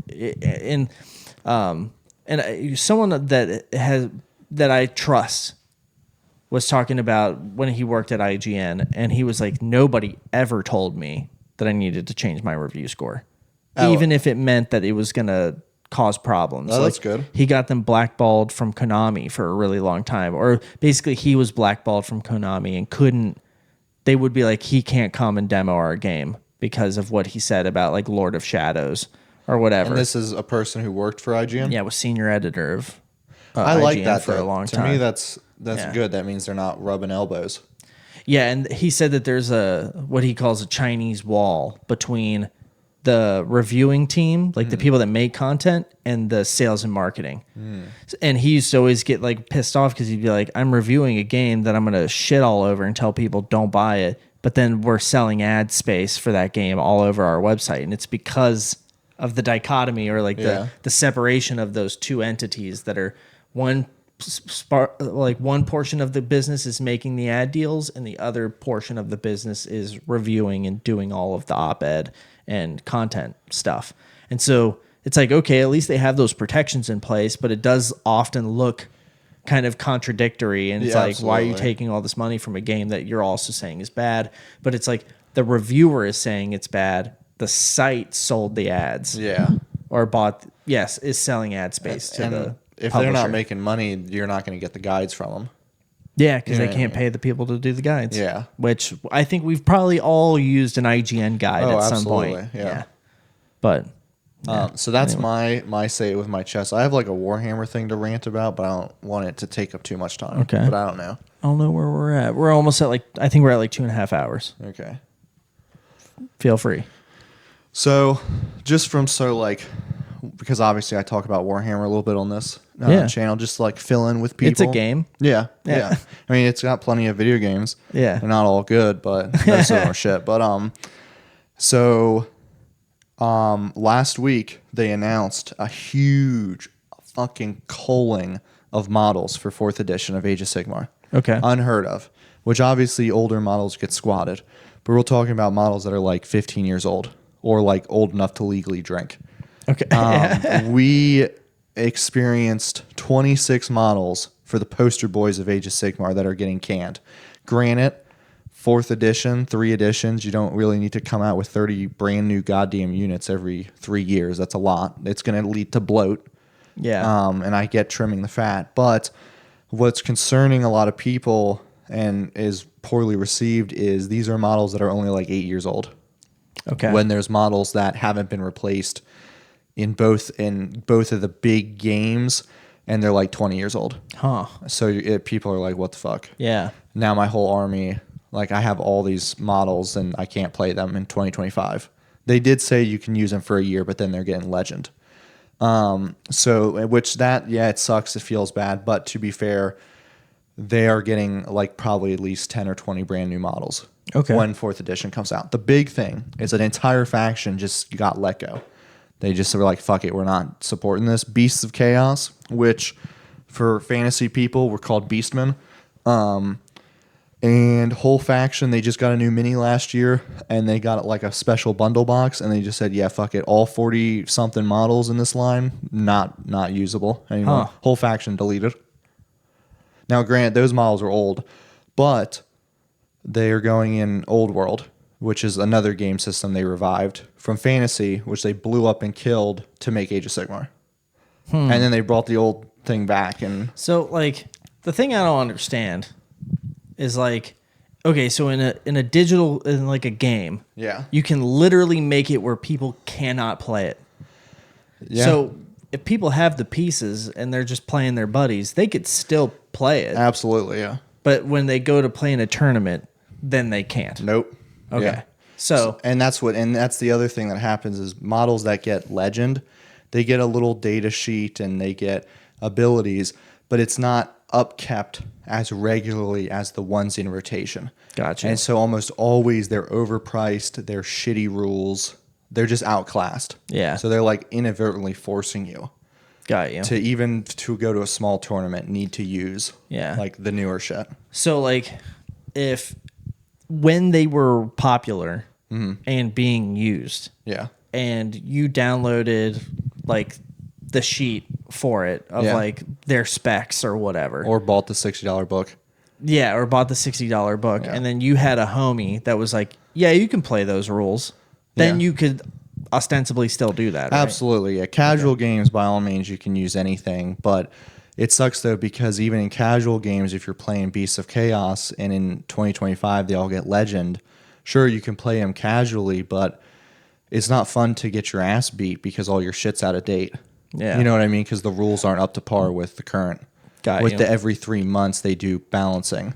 Okay. with points and some changes to rules and shit like that. Got you. So yeah, it feels bad for the people that collected that army, and they're now told, yeah, in this universe you can't play it, but in this brand new game system that is the skeleton of a game we killed, yeah, you can use it there. Huh. And there were some other models they got rid of, but they were, again, old as fuck. They're a small subsection, weren't getting used. But it just sucks for the people that have those 26 models and they spent hundreds of dollars and hundreds of hours painting it. And in 2025, all those poster boy Stormcast Eternals not being used. The crazy thing is, too, in that like gutted list was like a lot of named characters that exist in the lore. Huh. Centerpiece. We're talking centerpiece, like $130 model. Wow. That it's not like just a squad of troops that, you know, can be updated in a new paint. They're talking like multiple named characters that are just like, oh, they're going back to research. It's like, that's just, yeah, they're the fight isn't over for them, but they're going back to Azure to research the reforging process. It's like, okay. They just do like a clever write them out kind of thing, and then, wow. And then Beasts of Chaos, like I said, that's like 40-something models, or maybe not 40, but like a good 30. They're gutted. They stealth gutted like 4 demons. Just magically on the website, it says no longer available. And some of these are used in 40K, and their book hasn't even come out. So I don't know what's going to happen for them. Yeah. And then big issue today with their pre-orders, they just don't make enough fucking product. So it sold out almost immediately. Yeah, and I'm pissed specifically about this one. Not that I wanted it to begin with, but so there's a lot of game systems that Warhammer has. The 2 big ones, 40K, Age of Sigmar. And then they have a skirmish game. They have Kill Team for 40K, and they have Warcry. All the units in these skirmish games, though, can be played, and they have rules in the bigger game. Okay. And they decided to choose 2 unbelievably popular teams for the skirmish game, which could very easily be used in the big game. So obviously people want them first. They want them first. They want to play them for the bigger game and use them because they're both viable. And the one sculpt is, again, like 20 years old. The other one is Night Lords, which everybody loves. And Chaos Space Marines are like one of the top 10 most played factions in 40K. Same with Drukhari. They're up there in popularity now. So they force you to buy this bundle to get it first, to either use it for Kill Team or use it for the big game. But they also secretly up the price by $10. So it was $140. And then they don't make enough when everybody fucking wants them because they want first dibs. Yeah. And it's just like, and they always do this shit. And it's just like, why? Yeah. Doesn't affect me, but I feel bad for all the people that wanted them. Yeah. Because that squad of units is really good for Drukhari.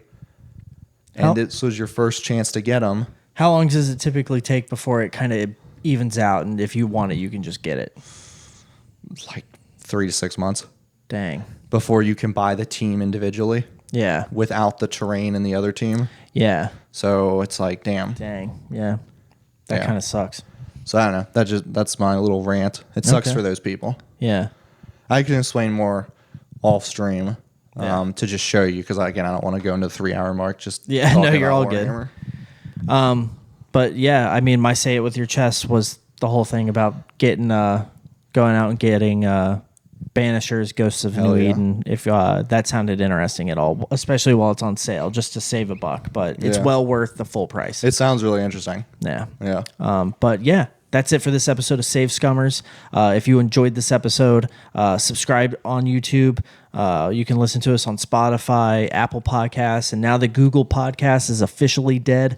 If you still want to listen on some sort of service that Google provides, YouTube Music is the new app. It basically functions like Spotify. You can listen to music there and podcasts. And if you listen to the podcast there on audio, you can also watch the video and give the video a play. But if you just listen to the audio, it still gives the video a play. So that's cool. Yeah, we really appreciate any kind of feedback. Please write into the show. We'd love to have a segment where we answer questions. You can ask us anything, random, non sequiturs, stories about our not too personal of questions, but personal questions. You can ask those and we'll answer that. Yeah. Yeah.